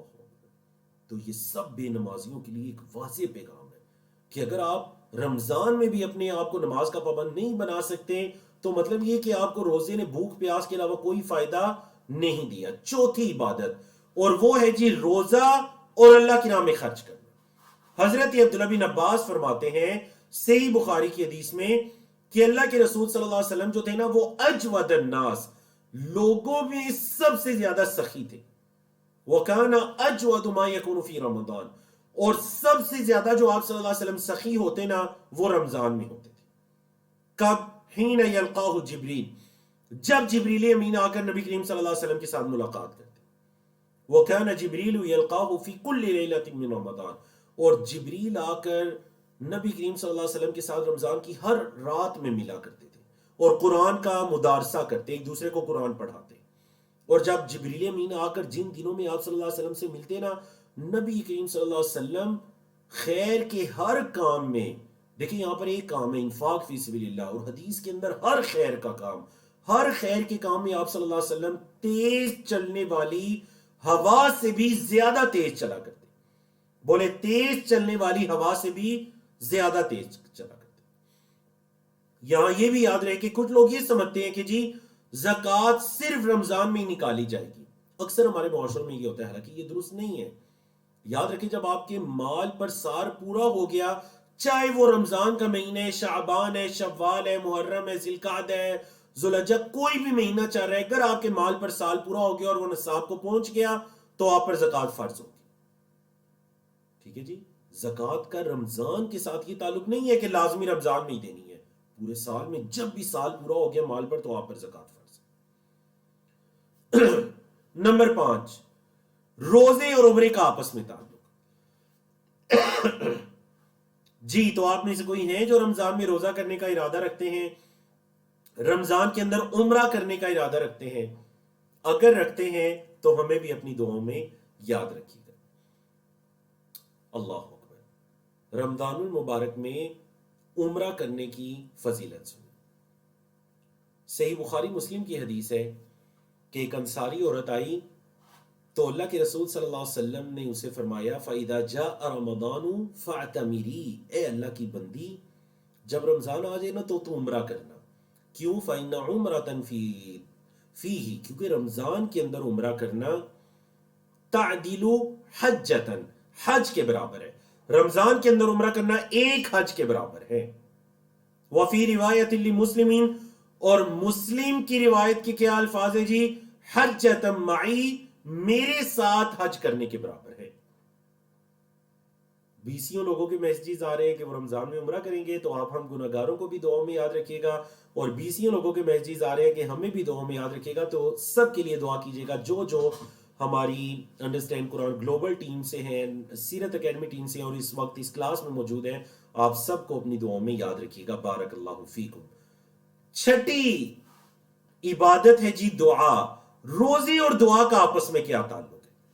بڑی دلچسپ بات آپ کو پتہ چلنے والی ہے جی. روزے اور دعا کا کیا تعلق ہے؟ بڑا گہرا تعلق.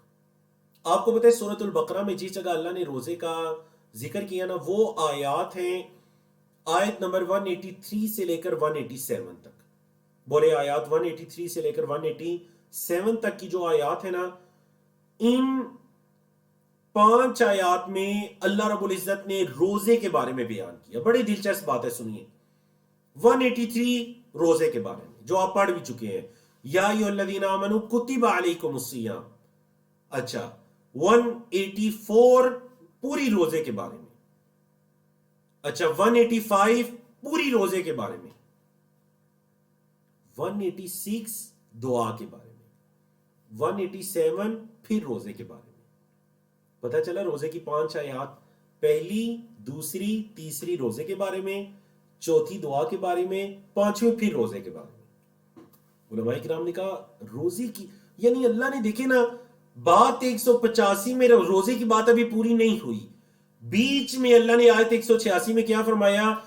وَإِذَا سَأَلَكَ عِبَادِي عَنِّي، اے محمد صلی اللہ علیہ وسلم جب میرے بندے آپ سے میرے بارے میں سوال کریں، فَإِنِّي قَرِيب، تو بے شک میں بہت قریب ہوں. اجیب دعوت الداعی، میں پکارنے والے کی پکار کو سنتا ہوں.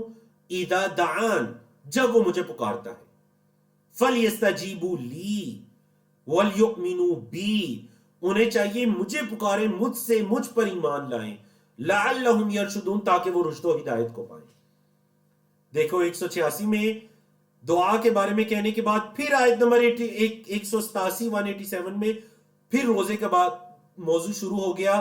احل لکم لیلۃ الصیام الرفث الی نسائکم، رمضان کی راتوں میں تمہارا اپنی بیویوں کی طرف جانا حلال کر دیا گیا. ہن لباس لکم وانتم لباس لہن. تو پتہ چلا آپ کو روزے کا کتنا گہرا تعلق ہے جی دعا کے ساتھ، کہ روزے کی 5 آیات میں سے اللہ رب العزت نے 3 آیات پھر دعا، پھر اگلے روزے کی آیات. تو اللہ سے پورا سال مانگیے، لیکن خاص کر روزے کی حالت میں اللہ سے دعا مانگیے. روزہ اور اعتکاف. بولے روزہ اور اعتکاف. روزہ اور اعتکاف.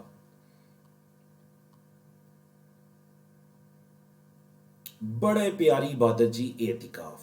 بولے بڑی پیاری عبادت اعتکاف کی. تو دیکھیے رمضان کی حالت میں اعتکاف، سب سے پہلے تو اللہ رب العزت نے اعتکاف کے بارے میں کیا فرمایا جی؟ آیت 187 ہے، اللہ رب العزت نے فرمایا وَلَا تُبَاشِرُوهُنَّ وَأَنْتُمْ عَاكِفُونَ فِي الْمَسَاجِدِ، اور عورتوں سے مباشرت نہ کرو اس حالت میں کہ تم مساجد میں اعتکاف بیٹھے ہو۔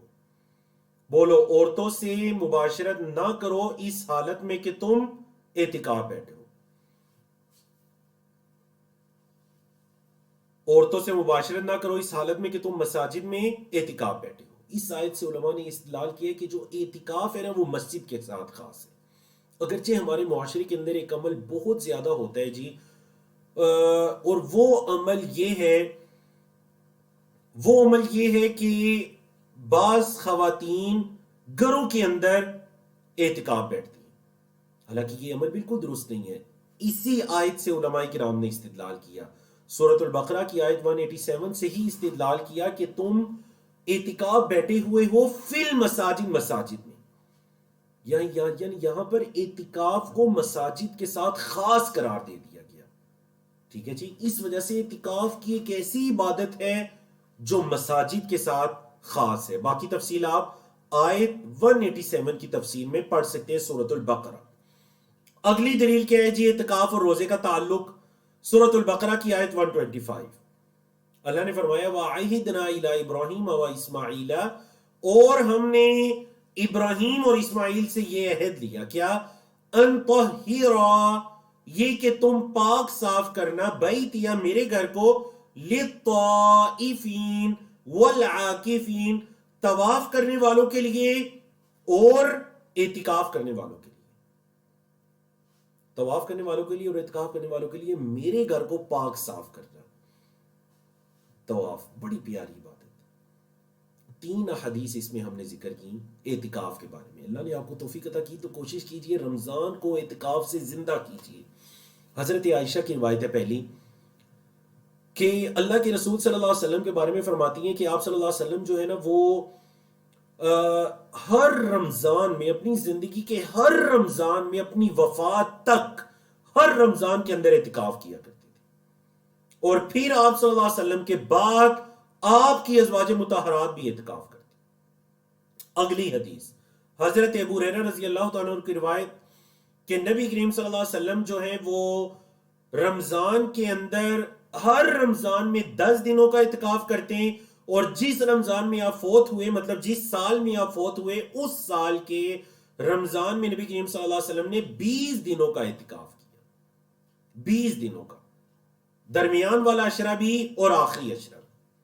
اور تیسری حدیث آپ صلی اللہ علیہ وسلم نے فرمایا المسجد، یہ جو مسجد ہوتی ہے نا، بیت کل تقی، ہر متقی کا گھر ہوتی ہے، وتکفل اللہ، اور اللہ نے ضمانت لی ہے کس شخص کے لیے؟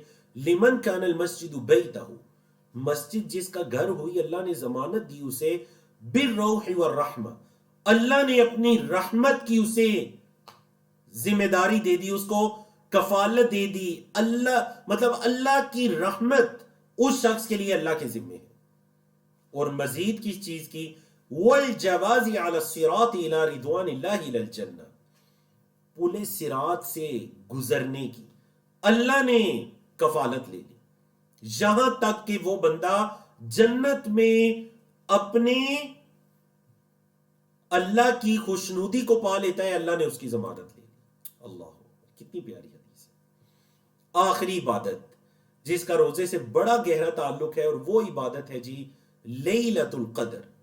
بولے، وہ عبادت ہے لیلۃ القدر۔ انا انزلناہ فی لیلۃ القدر، ہم نے اس قرآن کو اتارا لیلۃ القدر میں۔ اور حضرت عائشہ کی کیا حدیث ہے کہ آپ صلی اللہ علیہ وسلم نے فرمائی جو لیلۃ القدر ہے نا، تحروا لیلۃ القدر فی الوتر من العشر الاواخر من رمضان، کہ رمضان کی آخری 10 راتوں میں سے طاق کے اندر لیلۃ القدر کو تلاش کرو۔ رمضان کے آخری عشرے کی طاق راتوں میں لیلۃ القدر کو تلاش کرو، مطلب 21، 23، 25، 27، 29، ان طاق راتوں میں لیلۃ القدر کو تلاش کرو۔ اگلی حدیث حضرت ابو ہریرہ رضی اللہ تعالیٰ عنہ کی کہ نبی کریم صلی اللہ علیہ وسلم نے فرمایا من قام لیلۃ القدر ایمانا واحتسابا، جس نے ایمان اور اجر کی نیت سے لیلۃ القدر کا قیام کیا، غفر لہ ما تقدم من ذنبہ، اس کے پچھلے سارے گناہوں کو بخش دیا جاتا ہے۔ تیسری حدیث، بڑی پیاری حدیث، اس دعا کو یاد کر لیجئے۔ ام المومنین حضرت عائشہ فرماتی ہیں رضی اللہ عنہا، کہتی ہیں میں نے کہا اللہ کے رسول صلی اللہ علیہ وسلم اگر مجھے یہ پتہ چل جائے کہ کون سی رات لیلۃ القدر ہے تو میں کیا کہوں، ما اقول فیہا، میں کیا کہوں اس رات میں؟ قال، آپ صلی اللہ علیہ وسلم فرمایا عائشہ قولی، تم کہو اللہم انک عفو، اے اللہ بے شک تو معاف کرنے والا ہے، تحب العفو، معافی کو پسند کرتا ہے، فاعف عنی، مجھ سے بھی معاف کر۔ دیکھیں اللہ سے دعا مانگنی ہے تو اللہ کی صفات کو ذکر کریں، اللہ کی صرف ذکر ہوئی عفو، معاف کرنے والا، صرف معاف کرنے والا نہیں بلکہ معافی کو پسند کرنے والا۔ پھر دعا کی اللہ فاعف عنی، مجھے بھی معاف کر۔ یہ لیلۃ القدر کی دعا ہے، کوشش کیجئے تاک راتوں کے اندر اس دعا کو خصوصی طور پر پڑھیے، اہتمام کے ساتھ پڑھیے۔ آپ کو پتہ ہے ابن قیم رحمہ اللہ کیا فرماتے ہیں، بہت بڑے عالم گزرے ہیں، فرماتے ہیں کہ لیلۃ القدر کی اتنی فضیلت ہے، لیلۃ القدر خیر من الف شہر، لیلۃ القدر 1000 مہینوں سے، یہ ایک رات 1000 مہینوں سے بہتر ہے۔ فرماتے ہیں کہ اگر چلو شکر ہے اللہ نے بتا دیا کہ رمضان کے اندر، پھر رمضان کو بھی خاص کر کے آخری عشرہ، اور پھر آخری عشرے کو بھی خاص کر کے تاک راتوں کے بارے میں بتا دیا، 21، 23، 25، 27، 29، ان 5 راتوں میں ایک رات لیلۃ القدر ہے۔ مطلب یہ کہ اگر کوئی انسان ان 5 راتوں کا قیام کرتا ہے تو مطلب یہ کہ وہ لیلۃ القدر کو پا لیتا ہے۔ ابن قیم رحمہ اللہ فرماتے ہیں اللہ نے بتا دیا کہ یہ کون سی 5 راتیں ہیں، اگر اللہ رب العزت یہ فرما دیتا نا کہ 365 راتوں میں ایک رات لیلۃ القدر کی ہے تو میں 365 راتوں کا قیام کرتا تھا کہ میں ایک لیلۃ القدر کی رات کو پا لوں۔ یہ تو کل 5 راتیں ہیں، اللہ، 1000 مہینوں سے بہتر۔ اور آپ کو پتا ہے 1000 مہینے کتنے سال بنتے ہیں؟ 1000 مہینے 83 سال بنتے ہیں۔ اور دیکھیے اللہ نے یہ نہیں فرمایا 1000 مہینوں جتنی، نہیں، 1000 مہینوں سے بہتر۔ کتنی بہتر؟ واللہ عالم۔ میری اور آپ کی ایج کتنی ہے؟ اوسط عمر آج کل چل رہی ہے جی 60 سال، بہت ہوئی تو 70 سال، 80 سال۔ صرف ایک رات کی عبادت 83 سال کی راتوں کی عبادت کا ثواب۔ دیکھیے یہ صحیح فضائل ہے، ان پر عمل کیجیے، اللہ رب العزت ہمیں توفیق عطا کرے۔ 9ویں عبادت روزہ اور صبر۔ بولے 9ویں عبادت کیا ہے جی؟ روزہ اور صبر، یہ آخری عبادت ہے۔ روزے اور صبر کا آپس میں کیا تعلق ہے؟ نمبر 1، پہلا تعلق یہ ہے جی کہ اللہ رب العزت نے رمضان کے مہینے کو شہر الصبر کہا، سم شہر الصبر رمضان، رمضان کے مہینے کے روزے رکھو جو صبر کا مہینہ ہے۔ صبر کی 3 قسمیں ہیں، الصبر علی الطاعات، نیکی کے کاموں پر صبر کرنا، الصبر علی المعاصی، گناہوں سے رکنے پر صبر کرنا، الصبر علی المصائب، پریشانیوں اور آزمائشوں کے آنے پر صبر کرنا۔ اب آپ ذرا غور کیجیے جی، صبر کی کتنی قسمیں ہو گئیں؟ نیکی کا کام کرنے پر صبر، گناہوں سے بچنے پر صبر، اور آزمائشوں کے آنے پر صبر۔ اور دیکھیں روزے کے اندر یہ تینوں چیزیں پائی جاتی ہیں۔ مطلب روزے کی حالت میں آپ بھوک پیاس کو برداشت کرتے ہیں، نیکی کے کام پر اپنے آپ کو روکے رکھتے ہیں، اس کے لیے بھی تو صبر کی ضرورت ہے۔ آپ اپنے آپ کو گناہ سے روکے رکھتے ہیں، اس کے لیے بھی تو صبر کی ضرورت ہے۔ اور آپ جو بھی آزمائش آپ پر آتی ہے، تنگی آتی ہے، مطلب یہ کہ بعض اوقات بھوک شدید لگ گئی، پیاس لگ گئی، جسم میں کمزوری ہو گئی، دیکھیں کوئی بلڈ پریشر کا مریض ہے، کوئی شوگر کا مریض ہے، کیا حالت ہو جاتی ہے، آپ اپنے آپ کو روکے رکھتے ہیں، صبر کرتے ہیں۔ اللہ اکبر۔ تو اللہ نے قرآن میں سورۃ الزمر آیت نمبر 10 صبر کرنے والوں کا اجر و ثواب کیا بتایا؟ انما یوفی الصابرون اجرہم بغیر حساب، صبر کرنے والوں کو ان کا اجر بغیر حساب کے دیا جائے گا. بولیں صبر کرنے والوں کو ان کا اجر بغیر حساب کے دیا جائے گا. آپ ذرا غور کریں نا، آپ ذرا غور کریں کہ یہ آپ کے پاس دو عمل ہیں جی، آپ کے پاس دو عمل ہیں. پہلا عمل کون سا ہے جی؟ روزہ، جس کے بارے میں اللہ نے فرمایا کہ روزہ میرے لیے اور میں اس کا بدلہ دوں گا یا ہر حال میں دوں گا.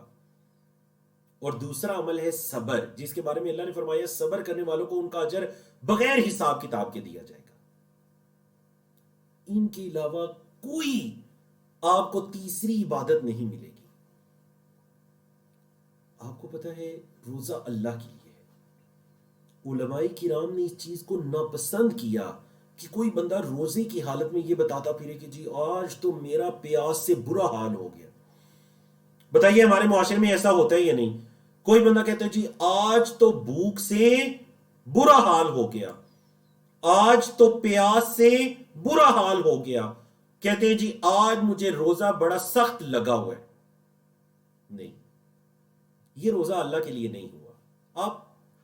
آپ کی جو بھی حالت ہے اللہ کو پتا ہے کہ آپ کی کیا حالت ہے. بولے آپ کی جو بھی حالت ہے اللہ کو پتا ہے کہ آپ کی کیا حالت ہے. کسی کو نہ بتائیے، روزہ اللہ کے لیے اور اللہ نے اس کا بدلہ دینا ہے، اور اللہ کو پتا ہے کہ آپ کی کیا حالت ہے.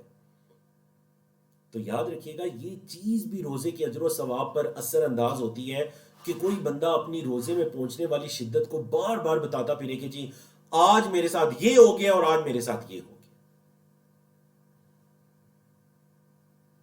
الحمدللہ اللہ کی توفیق سے ہم نے 3 موضوعات کو مکمل کیا. تو چلیے اپنے چوتھے موضوع کی طرف چلتے ہیں جو کہ قدر مختصر موضوع ہے، اور وہ موضوع ہے جی روزے کے احکام و مسائل. کچھ مختصر انداز میں روزے کے احکام و مسائل. جی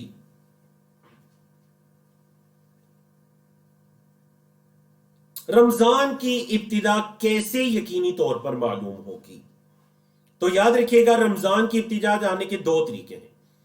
نمبر 1 چاند دیکھنے کی گواہی مل جائے، اور نمبر 2 یا پھر 30 دنوں کی گنتی پوری ہو جائے. مطلب دیکھیں یہ شعبان کا مہینہ گزر چکا ہے نا، اب جب 29 شعبان آئے گی، یا تو 29 شعبان کے بعد مغرب کے بعد چاند دکھائی دے جائے تو پتہ چلا رمضان شروع ہو گیا، یا پھر بارش کا موسم ہے، مطلع ابر آلود ہے، چاند دکھائی دینے کی کوئی چانس نہیں ہے، تو پھر 30 دنوں کی گنتی پوری کر لی جائے. جیسے کہ قرآن میں ہے فمن شاہد منکم الشہر، جو اس مہینے کو پالے فلیصم، اس مہینے کے روزے رکھے. اور حضرت ابو ہریرہ کی حدیث میں کیا فرمایا آپ صلی اللہ علیہ وسلم نے؟ صوموا لرؤیتہ، اس کو دیکھ کر، چاند کو دیکھ کر روزہ رکھو، وافطروا لرؤیتہ، اور چاند کو دیکھ کر روزہ افطار کرو. فَإِنْ غُبِّيَ عَلَيْكُمْ، اگر یہ تم پر پوشیدہ ہو جائے، فَأَكْمِلُوا عِدَّةَ شَعْبَانَ 30، چاند پوشیدہ ہو گیا، مطلب بر آلود ہے، نظر نہیں آ رہا، تو پھر شعبان کی گنتی 30 مکمل کرو. بولے پھر شعبان کی گنتی 30 مکمل کر لو. اب ایک واقعہ سنیے. اور آپ کو پتہ ہے نا ہمارے معاشروں کے اندر یعنی ایک بلا وجہ ہر سال ایک ملک کے اندر 2 3 4 عیدیں ہوتی ہیں، بلکہ 3 تک عیدیں ہوتی ہیں. ایک گروہ یہ کہتے ہیں جی ہم نے فلاں کے ساتھ عید کرنی ہے، دوسرا گروہ کہتے ہیں ہم نے فلاں کے ساتھ عید کرنی ہے. حالانکہ نبی کریم صلی اللہ علیہ وسلم نے قیامت تک آنے والے لوگوں کے لیے ان حدیث کے اندر بہترین طریقہ کار بتا دیا. وہ یہ طریقہ کار بتا دیا کہ چاند کو دیکھ کر روزہ رکھو اور چاند کو دیکھ کر روزہ چھوڑو، مطلب عید کرو اور شوال کو شروع کرو. اب ایک واقعہ آپ کے سامنے لکھا گیا ہے جی، صحیح مسلم سے، بالکل صحیح واقعہ ہے. حضرت امیر معاویہ رضی اللہ تعالیٰ عنہ کے زمانے میں ایک واقعہ پیش آیا. حضرت قریب کہتے ہیں کہ جو ام فضل بنت حارث تھیں، انہیں مطلب قریب کو حضرت معاویہ کی طرف بھیجا جو کہ شام میں تھے، دمشق میں ان کی حکومت تھی. حضرت قریب کہتے ہیں میں جب شام آیا، میں نے آ کر وہاں اپنی ضرورت پوری کی. اب رمضان شروع ہو گیا اور میں شام میں تھا. ہم نے جمعے کی جو رات تھی نا، اس رات رمضان کا چاند دیکھا اور ہم نے روزہ رکھا. پھر میں مدینے میں جب آیا رمضان کے بالکل آخر میں، تو حضرت عبداللہ بن عباس نے مجھ سے پوچھا سفر کے بارے میں، ساری چیزوں کے بارے میں. پھر چاند کا ذکر کیا اور مجھے کہا کہ تم نے شام میں، جب تم شام میں تھے تو متی رأیتم الہلال، تم نے چاند کب دیکھا تھا، کس دن کو؟ تو کہتے ہیں میں نے کہا رأیناہ لیلۃ الجمعہ، ہم نے جمعے کی رات دیکھا تھا وہاں. تو وہ کہنے لگے آپ نے خود دیکھا تھا؟ حضرت قریب سے حضرت عبداللہ بن عباس کہنے لگے، حضرت قریب نے کہا جو تابعی ہیں، انہوں نے کہا ہاں میں نے خود دیکھا تھا، اور پھر باقی لوگوں نے بھی دیکھا تھا. پھر سب نے روزہ رکھا اور حضرت امیر معاویہ نے بھی روزہ رکھنے کا حکم دے دیا اور انہوں نے خود بھی روزہ رکھا. اب حضرت عبداللہ بن عباس نے فرمایا کہ ہم نے اسے جمعے کی رات میں نہیں دیکھا تھا، ہم نے اسے ہفتے کی رات کو دیکھا تھا، چاند کو، مطلب آپ سے ایک دن کے بعد. تو اس وجہ سے ہم نے تو شعبان کا مہینہ 30 دن پورے کیے، مطلب آپ 29 شعبان تھا، جمعے کی رات کو آپ کو نظر آ گیا. حالانکہ ہمیں جمعے کی رات کو جب نظر نہیں آیا تو ہم نے شعبان کا مہینہ 30 دن پورا کر کے ہفتے کی رات کو ہم نے چاند دیکھا. فقلت، قریب کہتے ہیں میں نے کہا صحابی سے، حضرت عبداللہ بن عباس سے، میں نے کہا کہ اولا تکتفی برؤیت معاویہ وصیامہ، وہ جو حضرت معاویہ کو شام میں نظر آیا تھا، کیا آپ کے لیے وہ کافی نہیں ہے؟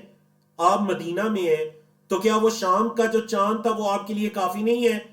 فقالا، تو حضرت عبداللہ بن عباس فرماتے ہیں لا، نہیں، ہاکذا امرنا رسول اللہ صلی اللہ علیہ وسلم، اسی طرح تو ہمیں اللہ کے رسول صلی اللہ علیہ وسلم نے حکم دیا ہے. ہمیں اللہ کے رسول صلی اللہ علیہ وسلم نے ایسا حکم دیا ہے کہ اس طرح سے تم نے چاند دیکھ کر روزہ رکھنا ہے. مطلب یہ کہ ہر علاقے کا اپنا چاند ہے. شام کے اندر جمعے کی رات کو دکھائی دے رہے ہیں اور مدینہ کے اندر ہفتے کی رات کو دکھائی دے رہے ہیں. مدینہ والوں نے ہفتے کے مطابق روزہ رکھا، شام میں نظر آ گیا تو انہوں نے جمعے کے مطابق روزہ رکھا. تو اگر آج آپ کا میڈیا آ جانے کے بعد، یہ مواصلات کے ذرائع آ جانے کے بعد، اگر مجھے اور آپ کو پتہ چل جاتا ہے کہ دنیا کے آخری کونے میں چاند نظر آئے، تو وہ میرا اور آپ کا چاند نہیں ہے، ہمارا وہ چاند ہے جو ہمارے علاقے کا چاند ہے. بولے ہمارا وہ چاند ہے جو ہمارے علاقے کا چاند ہے، کیونکہ آپ صلی اللہ علیہ وسلم نے ہر ایک کو حکم دے دیا کہ چاند دیکھ کر روزہ رکھو اور چاند دیکھ کر روزہ چھوڑو، مطلب عید کرو. اب وہ کون سی شروط ہیں جن کے پائے جانے سے روزہ فرض ہو جاتے ہیں؟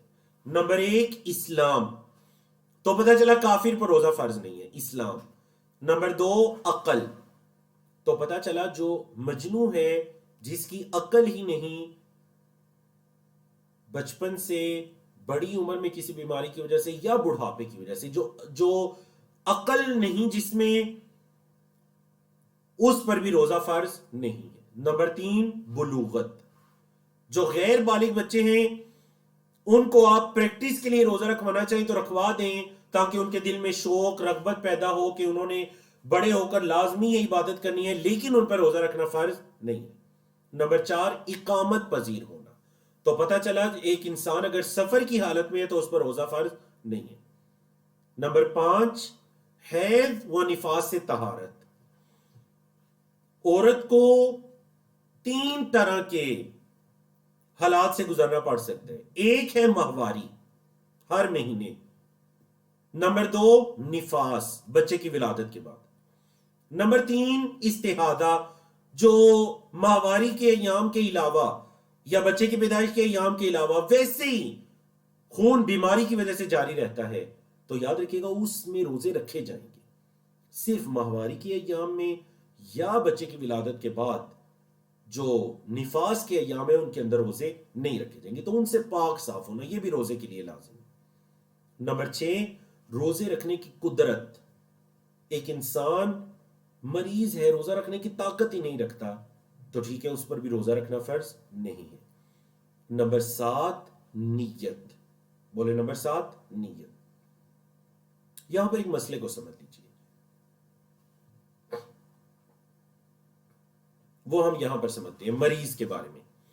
جس مرض سے روزہ چھوڑا جا سکتا ہے، اس سے مراد وہ مرض ہے جس میں روزہ رکھنے سے آپ کے مرض میں اضافے کا خدشہ ہو. یعنی ہمارے ہاں یہ جو ہوتا ہے نا کہ جی کسی کے سر میں درد ہے جی سر میں درد ہے تو وہ کہتا ہے جی کہ جی چلیں اب سر میں درد ہو گیا ہے تو روزہ چھوڑ دیں، بخار ہو گیا ہے تو ٹھیک ہے جی روزہ چھوڑ دیں. روزہ آپ ایسے بیماری کی وجہ سے چھوڑ سکتے ہیں، ایسے مرض کی وجہ چھوڑ سکتے ہیں جس میں روزہ رکھنے سے بیماری میں اضافے کا خدشہ ہوتا ہے. ایسا مرض جو معمولی ہے، سر درد ہے، زکام ہے، تک معمولی بخار ہے، نزلہ زکام ہے، جس کا روزے سے کوئی تعلق نہیں ہے، مطلب آپ روزہ رکھیں یا نہ روزہ رکھیں مرض میں کمی اضافی نہیں ہونے، وہ ویسے ہی ہے، اس میں روزہ رکھنا فرض ہے، رکھا جائے.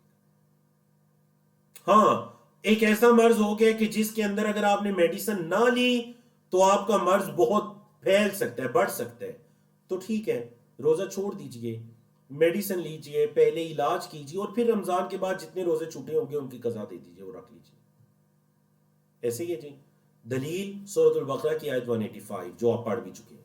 اللہ نے فرمایا فمن شاہد منکم الشہر فلیصمہ، جو اس مہینے کو پالے اس کے روزے رکھے، ومن کان مریضا، اور جو کوئی مریض ہو، او علی سفرین، یا سفر کی حالت میں ہو، فعدۃ من ایام اخر، تو دوسرے دنوں کی گنتی کو پورا کرے. یرید اللہ بکم الیسر، اللہ تمہارے ساتھ آسانی چاہتا ہے، ولا یرید بکم العسر، اور اللہ تمہارے ساتھ تنگی نہیں چاہتا. وَلِتُكْمِلُوا الْعِدَّةَ، اور تاکہ تم گنتی کو پورا کرو، وَلِتُكَبِّرُوا اللَّهَ عَلَى مَا هَدَاكُمْ، اور تاکہ تم اللہ کی بڑائی تکبیر کو بیان کرو جو اللہ نے تمہیں ہدایت دی، وَلَعَلَّكُمْ تَشْكُرُونَ، اور تاکہ تم اللہ کا شکر کرو. تو یہ جو آیت ہے نا وہ وَمَنْ كَانَ مَرِيضًا، جو کوئی مریض ہو یا سفر میں ہو تو وہ دوسرے دنوں کی گنتی پورا کرو. یہ دلیل ہے کہ مرض کی حالت میں انسان روزہ چھوڑ سکتا ہے. اب دیکھیں مرض دو طرح کے ہوتے ہیں، ایک ہے دائمی مرض. اس مسئلے کو سمجھیے گا. دائمی مرض کا مطلب ہے کہ جس سے آپ کبھی شفا یابی کی امید ہی نہیں ہے.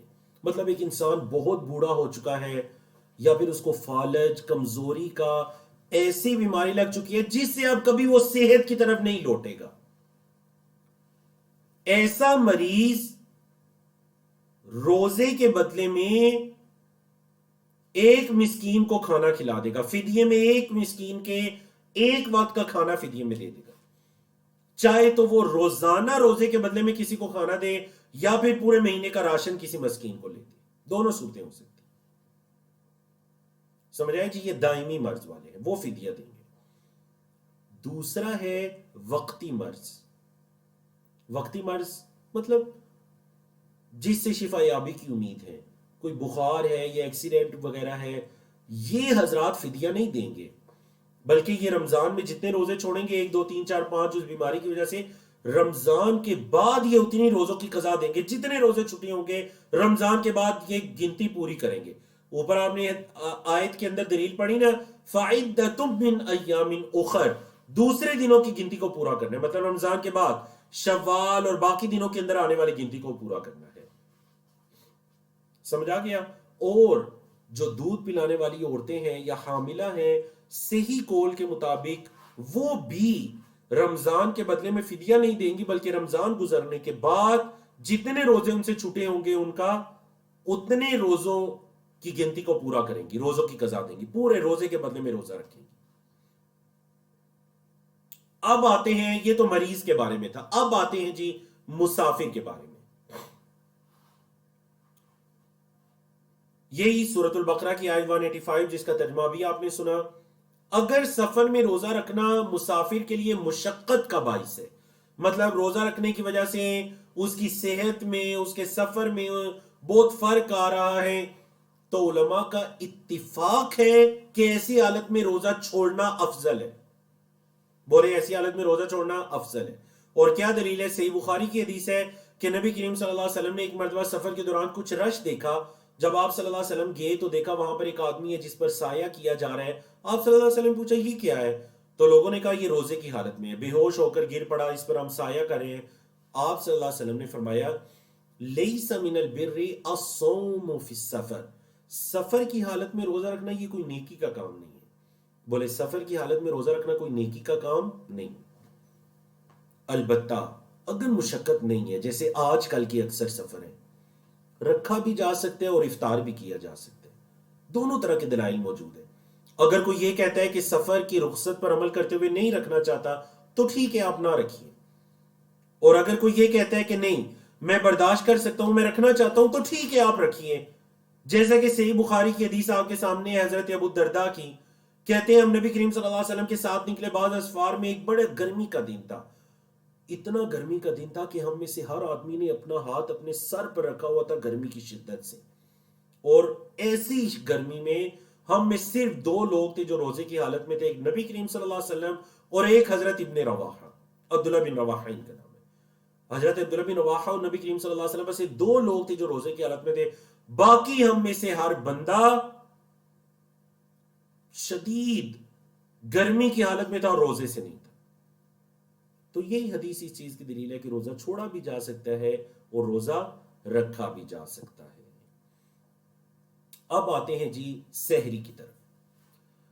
سحریاں اللہ نے قرآن مجید میں سورۃ البقرہ آیت 187 کیا فرمایا؟ کلو وکلو واشربو، اور کھاؤ اور پیو کب تک؟ حتی یتبین لکم الخیط الابیض من الخیط الاسود من الفجر، یہاں تک کہ فجر کا سیاہ داغا سفید داغے سے بالکل واضح ہو جائے. ثم اتموا الصیام الی اللیل، پھر روزوں کو پورا کرو رات تک. اور حضرت انس بن مالک کی حدیث ہے کہ نبی کریم صلی اللہ علیہ وسلم نے فرمایا تسحروا، سحریاں کرو، فإن فی السحور برکہ، کیونکہ سحریوں کے اندر برکت ہے. سحریاں کرو کیونکہ سحریوں کے اندر برکت ہے. اور اگلی حدیث حضرت عبداللہ بن عامر کی، حضرت عامر بن عاص کی روایت کہ اللہ کے رسول صلی اللہ علیہ وسلم نے فرمایا فصل ما بین صیامنا و صیام اہل الکتاب، ہمارے اور اہل کتاب کے روزوں میں جو چیز فرق کرنے والی ہے نا، جو فرق ہے وہ کیا ہے؟ وہ ہے جی اکلۃ السحر، سحریوں کا کھانا. سحریوں کا کھانا یہ ہمارے اور اہل کتاب کے روزے کے اندر فرق ہوگی. اور اگلی حدیث حضرت انس کی کہ زید بن ثابت نے ان کو بتایا کہ انہوں نے نبی کریم صلی اللہ علیہ وسلم کے ساتھ سحری کی اور پھر سحری کرنے کے بعد نماز کی طرف اٹھے. تو حضرت انس نے ان سے پوچھا کہ جی کم بینہما، آپ صلی اللہ علیہ وسلم کی سحری اور نماز ان کے درمیان کتنا وقفہ تھا؟ مطلب آپ صلی اللہ علیہ وسلم نے کتنے دیر سحری کرنے کے بعد نماز پڑھی؟ تو انہوں نے کہا قدر 50 آیا، تقریباً جتنا ٹائم 50 آیات کی تلاوت میں رکھتے ہیں نا، یہ 15-20 منٹ کا ٹائم، 50 آیات کی تلاوت میں جتنا ٹائم لگتا ہے نا اتنا فاصلہ تھا. کیونکہ اس زمانے میں گھڑیاں تو نہیں تھی، تو صحابہ کرام آیات، ماشاءاللہ اس سے ان کی قرآن کی محبت بھی پتہ چلتی ہے نا، کہ اگر انہیں ٹائم کی لیمٹ بتانی ہے نا تو آیات کی قرات سے بتا رہے ہیں کہ یہ جو 50 آیات جتنا ٹائم لگتا ہے نا، تقریباً اتنا ٹائم تھا سحری اور نماز کے دوران. اللہ. آخری حدیث حضرت ابو ہریرہ رضی اللہ تعالیٰ عنہ کہ نبی کریم صلی اللہ علیہ وسلم نے فرمایا نعم سحور المؤمن التمر، مومن کی بہترین سحری کھجور ہے. ہم یہ سمجھتے ہیں نا کہ کھجور شاید صرف افطاری کے اندر کھائی جاتی ہے، نہیں، کھجور افطاری اور سحری دونوں کے اندر کھائی جاتی ہے. بولے جی کھجور افطاری اور سحری دونوں میں کھائی جاتی ہے. تو یہ جو سحری ہے نا، اس کی بہترین سحری ہے مومن کی کھجور. تو آپ سحریوں کے اندر بھی کھجور کھائیے.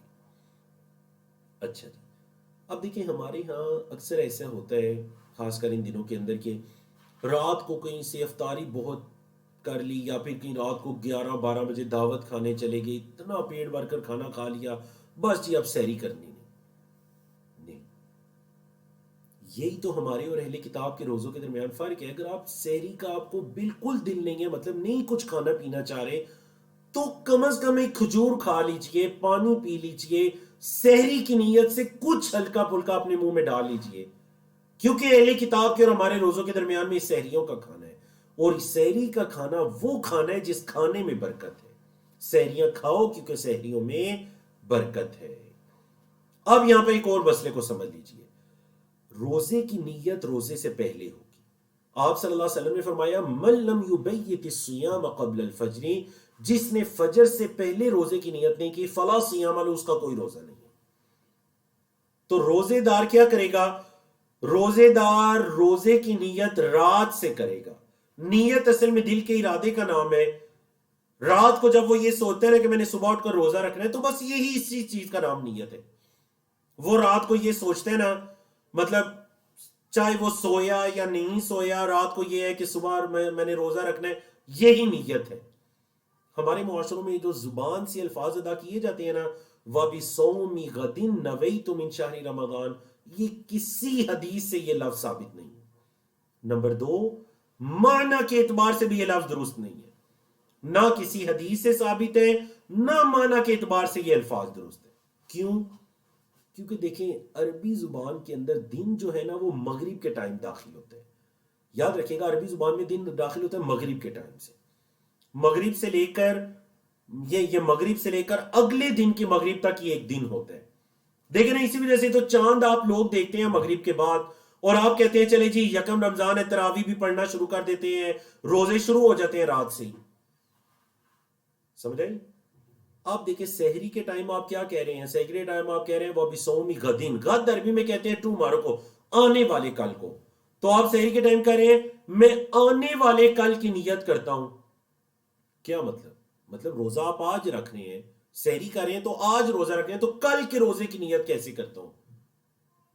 تو نہ یہ دعا معنی کے اعتبار سے درست ہے اور نہ ہی کسی حدیث کے اندر یہ ثابت ہے. نیت دل کے ارادے کا نام ہے, اور جب آپ نے یہ نیت کی کہ میں روزہ رکھوں گا, صبح رکھنا ہے, اسی چیز کا نام نیت ہے. بولے اسی چیز کا نام نیت ہے. اب دیکھتے ہیں روزے کی حالت میں روزہ دار کے لیے مستحب امور. کون سے امور مستحب ہے؟ نمبر 1, حضرت ابو ہریرہ رضی اللہ تعالیٰ عنہ کی روایت صحیح مسلم کی کہ آپ صلی اللہ علیہ وسلم نے فرمایا, جب تم میں سے کسی ایک کو کھانے کی طرف دعوت دی جائے اور وہ روزے کی حالت میں فَلْيَقُلْ إِنِّي صَائِمٌ, تو اسے چاہیے کہ وہ کہ میں روزے کی حالت میں ہوں. مطلب اگر کوئی کھانے کا کہہ بھی دیتے ہیں تو اسے کیا وہ کہیں إِنِّي صَائِمٌ, میں روزے کی حالت میں ہوں, تاکہ وہ مطلب خاص کر یہ نفلی روزے کے بارے میں بھی ہے.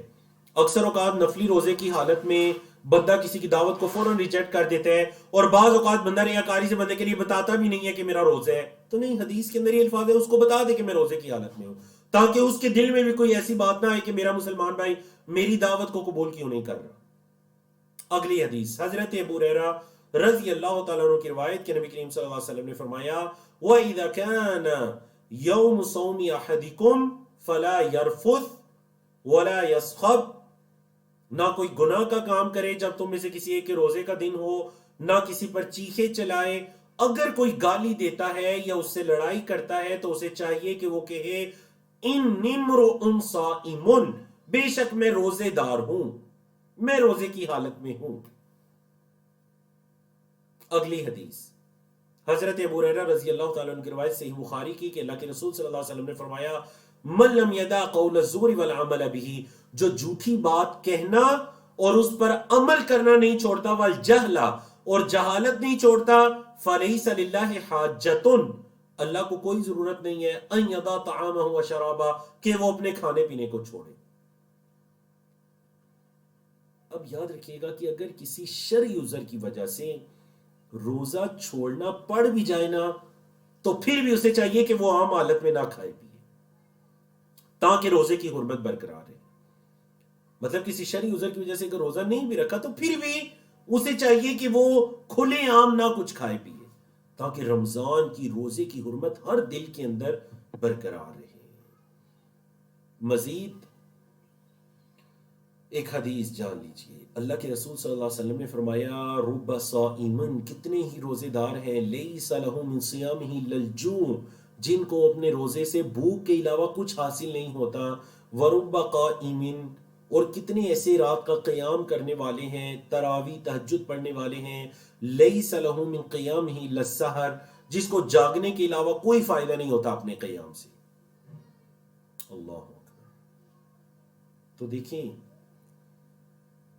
وہ نا, میں کتاب میں پڑھا تھا, بڑی پیاری ایک نصیحت لکھی ہوئی تھی کہ روزہ 3 طرح کا ہوتا ہے. ایک عام لوگوں کا روزہ, ایک خاص لوگوں کا روزہ, اور ایک خاص الخاص لوگوں کا روزہ. عام لوگوں کا روزہ یہ ہے کہ بس کھانا پینا چھوڑ دیا اور باقی سب کچھ جاری رکھا. خاص لوگوں کا روزہ یہ ہے کہ کھانا پینا چھوڑا, حرام سے اپنے آپ کو بچایا اور فرائض کی پابندی کی۔ خاص الخاص کا روزہ یہ ہے کہ کھانا پینا چھوڑا، ہر حرام چیز سے اپنے آپ کو بچایا، ہر مستحب چیز پر عمل کیا اور ہر فرض کو اپنایا، آنکھوں کی حفاظت کی، زبان کی حفاظت کی، ہاتھ کی حفاظت کی۔ یہ خاص الخاص لوگوں کا روزہ ہے۔ تو اب آپ خود دیکھ لیجئے کہ آپ کا ان میں سے روزہ عام لوگوں والا روزہ ہوگا، خاص لوگوں والا، یا خاص الخاص لوگوں والا۔ اور یہ جو خاص الخاص ہے نا، یہ اللہ کے بھی خاص الخاص لوگ ہیں۔ اللہ کے رسول صلی اللہ علیہ وسلم نے فرمایا، اگلا مسئلہ سن لیجئے، وَبَالِغْ فِي الْإِسْتِنْشَاقِ، جب آپ وضو کریں نا تو ناک میں پانی ڈالنے میں مبالغہ کریں، اچھی طرح سے ناک میں پانی ڈالیں، إِلَّا أَن تَكُونَ صَائِمًا، سوائے یہ کہ آپ روزے کی حالت میں، جب روزے کی حالت میں ہونا تو پھر ناک میں زیادہ پانی اوپر نہ لے کر جائیں۔ اگلی حدیث صحیح بخاری کی کہ اللہ کے رسول صلی اللہ علیہ وسلم نے فرمایا، جب کوئی بھول جائے وہ کچھ کھا پی لیں، فَلْيُتِمَّ صَوْمَهُ، تو اپنے روزے کو پورا کرے، اپنے روزے کو پورا کرے، فَإِنَّمَا أَطْعَمَهُ اللَّهُ وَسَقَاهُ، کیونکہ اللہ نے اس کو کھلایا اور اللہ نے اس کو پلایا ہے۔ جو کوئی بھول جائے اور کھا پی لے وہ اپنے روزے کو پورا کرے، کیونکہ اسے اللہ نے کھلایا اور اللہ نے پلایا ہے۔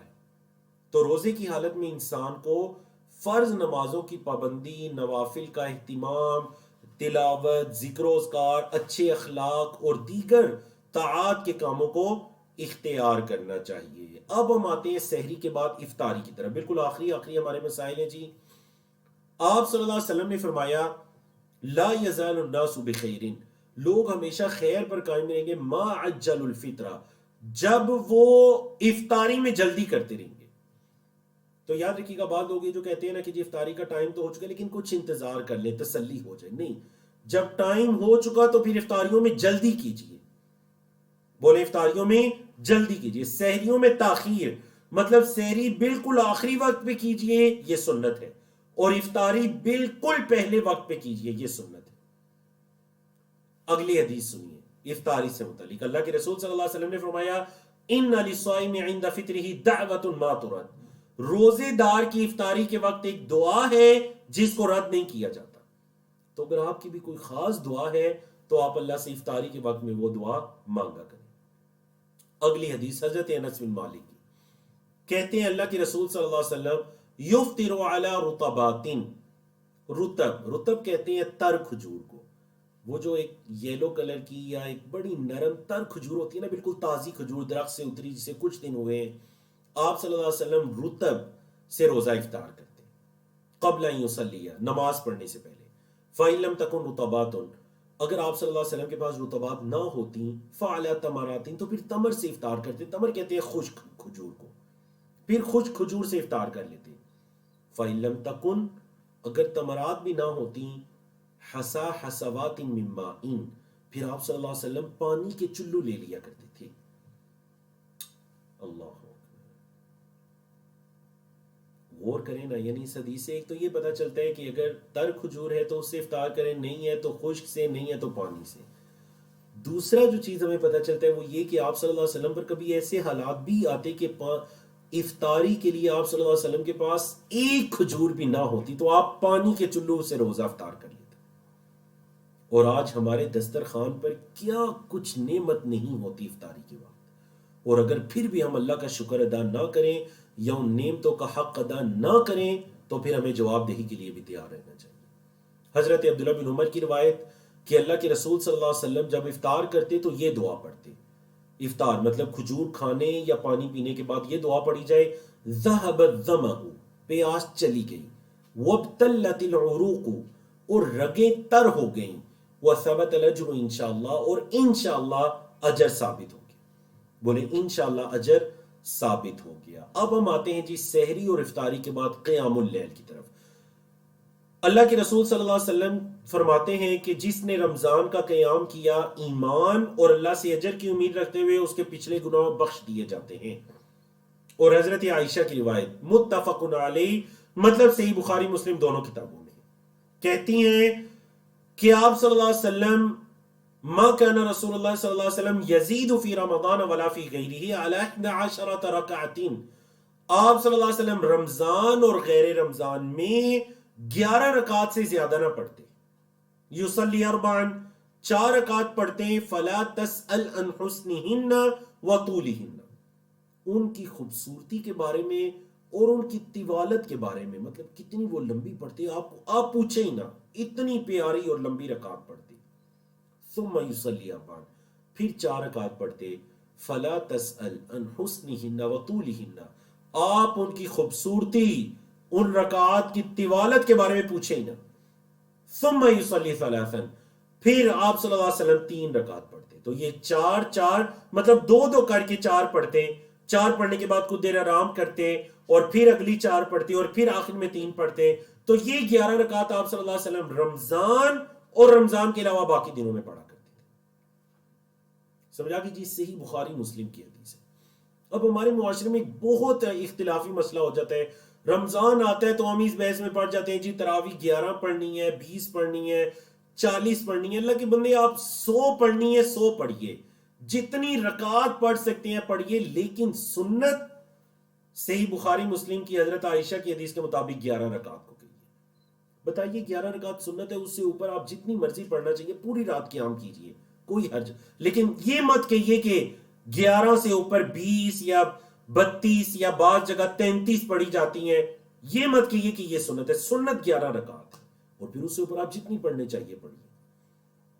بعض علماء نے یہ جمع کی کہ اگر آپ چھوٹی چھوٹی رکعت پڑھنا چاہتے ہیں تو زیادہ پڑھیے، 40 پڑھیے، جتنی پڑھ سکتے ہیں پڑھیے. اور اگر آپ زیادہ طویل پڑھنا چاہتے ہیں، جیسے آپ صلی اللہ علیہ وسلم کا قیام ہوتا تھا، زیادہ زیادہ قرآن پڑھنا چاہتے ہیں، تو پھر آپ 11 رکعت پر کفایت کیجیے اور قرآن زیادہ پڑھیے. اللہ اکبر.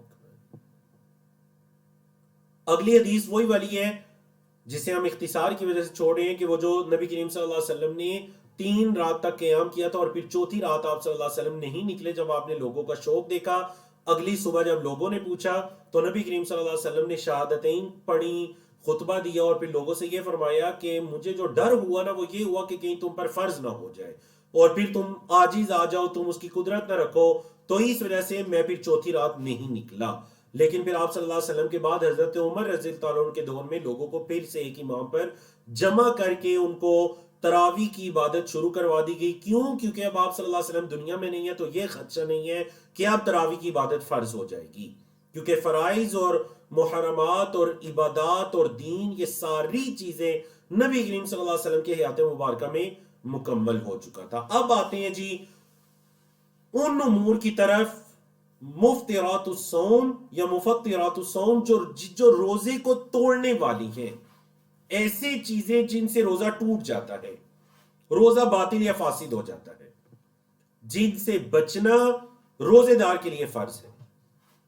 ٹھیک ہے جی، جیسے کھانا پینا، ہم بستری وغیرہ ساری چیزیں، تو جن جن کاموں سے روزہ فاسد ہو جاتے ہیں. فقہاء کرام نے مفسدات الصیام میں 7 چیزوں کو ذکر کیا. نمبر 1 الجماع، ہم بستری کرنا. نمبر 2 الاستمناء، خود لذتی. نمبر 3 الاکل والشرب، کھانا یا پینا کچھ بھی. نمبر 4 ما کان بمعنی الاکل والشرب، جو کھانا پینا تو نہیں ہے لیکن کھانے پینے کے معنی میں ہے. کیا مطلب معنی میں ہے؟ مطلب جو آج کل خوراک کی نالی لگائی جاتی ہے. اب کوئی بندہ کہہ سکتے ہیں میں کھا پی تو نہیں رہا، لیکن کھا پی نہیں رہی، لیکن نالی تو لگی ہوئی ہے خوراک کی، یہ کھانا پینا ہی تو ہوا. کھانا پینا کیا اس کے حکم میں جو بھی چیز ہے. نمبر 5 اخراج الدم بالحجامہ، حجامہ کے بارے میں بھی درست یہی ہے کہ اس سے بھی روزہ ٹوٹ جاتا ہے. نمبر جسے آپ سنگی لگوانا کہتے ہیں حجامہ. نمبر 6 القی عمدن، جان بوجھ کر قے کرنا. ایک انسان ہے جس کی قے بیماری کی وجہ سے، زیادہ کھانے کی وجہ سے یا کسی بھی وجہ سے جان بوجھ کر اس نے قے نہیں کی بلکہ اس کی قے ہو گئی، اس سے روزہ نہیں ٹوٹتا، وہ اپنے روزے کو پورا کرے. لیکن ایک انسان اگر جان بوجھ کر قے کرتا ہے تو اس سے روزہ فاسد ہو جاتا ہے. نمبر 7 خروج دم الحید او النفاس من المرأة، عورت کے ماہواری کے ایام یا بچے کی ولادت کے ایام کا شروع ہو جانا، اس سے بھی روزہ ٹوٹ جاتا ہے. تو یہ وہ امور ہیں جن سے روزہ ٹوٹ جاتا ہے. لیکن ان میں سے جو سب سے زیادہ قابل مواخذہ ہے نا، جس پر کفارہ لازم آ جاتا ہے، 2 مہینے کے لگاتار روزے رکھنا یا پھر 60 مساکین کو کھانا کھلانا، وہ ہے ہم بستری کرنا. رمضان میں دن کے وقت ہم بستری. کیونکہ دیکھیں جب اللہ رب العزت نے احل لکم لیلۃ الصیام الرفث الی نسائکم، رمضان کی راتوں میں اللہ نے تمہاری بیویوں کی طرف تمہارا جنا حلال کر دیا، تو پھر یہ سوال ہی باقی نہیں بچا. اس وجہ سے شریعت اسلامیہ نے اس پر کفارہ مقرر کر دیا کہ اگر کوئی رمضان میں دن کے وقت ایسا کام کرے گا تو کفارہ ہے وہ، اور وہ کیا ہے؟ 2 مہینے کے لگاتار روزے رکھنا. اگر اس کی طاقت نہیں رکھتا تو پھر 60 مساکین کو کھانا کھلانا. ٹھیک ہے جی، یہ کفارہ اس پر لازم آ جاتا ہے. اچھا، جماع کے علاوہ اگر اس نے کوئی اور ایسا کام کیا جس سے اس کا روزہ ٹوٹ گیا تو اسے چاہیے کہ اب باقی دن وہ کچھ کھا پی نہیں سکتا. یہ نہیں کہ اب روزہ ٹوٹ گیا تو باقی دن اب جو مرضی کرتا پھرے. باقی دن وہ کچھ بھی کھائے پیے گا نہیں، اور پھر اس روزے کے بدلے میں رمضان کے بعد اسے قضا دینی ہوگی.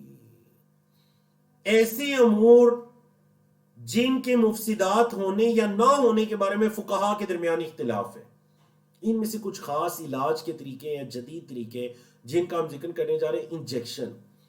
دیکھیے آپ کا انجیکشن 2 طرح سے ہوتا ہے. ایک تو وہ ہے جو مغذی ہے، مغذی مطلب وہ غذا والا انجیکشن ہے، اس سے تو روزہ فاسد ہو جاتا ہے. دوسرا انجیکشن وہ ہے جس سے آپ کے جسم میں کوئی غذا نہیں جا رہی. اس سے کیا ہو رہا ہے جی؟ اس سے آپ کا درد کم ہو رہا ہے یا بخار وغیرہ ہے تو اس سے روزہ فاسد نہیں ہوتا. بولے اس سے روزہ فاسد نہیں ہوتا. اور بہتر یہی ہے کہ انسان ایسا علاج بھی افطاری کے بعد بھی کرے. شیخ ابن عثیمین رحمہ اللہ جو سعودی عرب کے ایک بڑے مفتی گزرے ہیں، فقیہ گزرے ہیں اس امت کے، ان سے سوال ہوا انجیکشن کے بارے میں.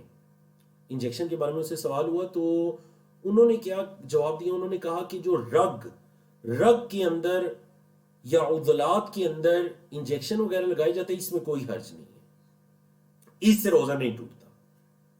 ٹھیک ہے، اس لیے کہ یہ روزہ توڑنے والی اشیاء میں شامل نہیں ہے، اور نہ یہ روزہ توڑنے کے معنی میں یا اس کے قائم مقام ہے، اور نہ یہ کھانے پینے کے یا ان کے قائم مقام ہے.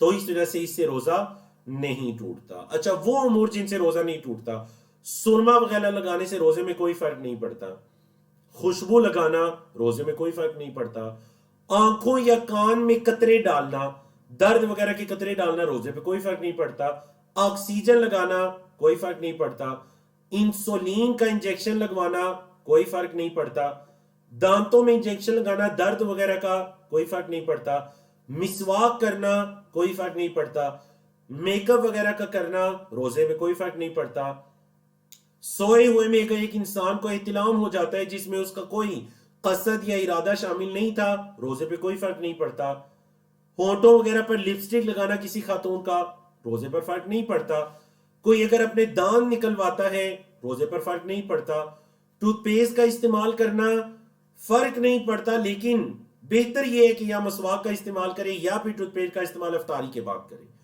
اور اگر روزے کی حالت میں کرنا پڑے تو احتیاط سے کرے، ٹوتھ پیسٹ کو نگلے نہ، گلے میں نہ جانے دے.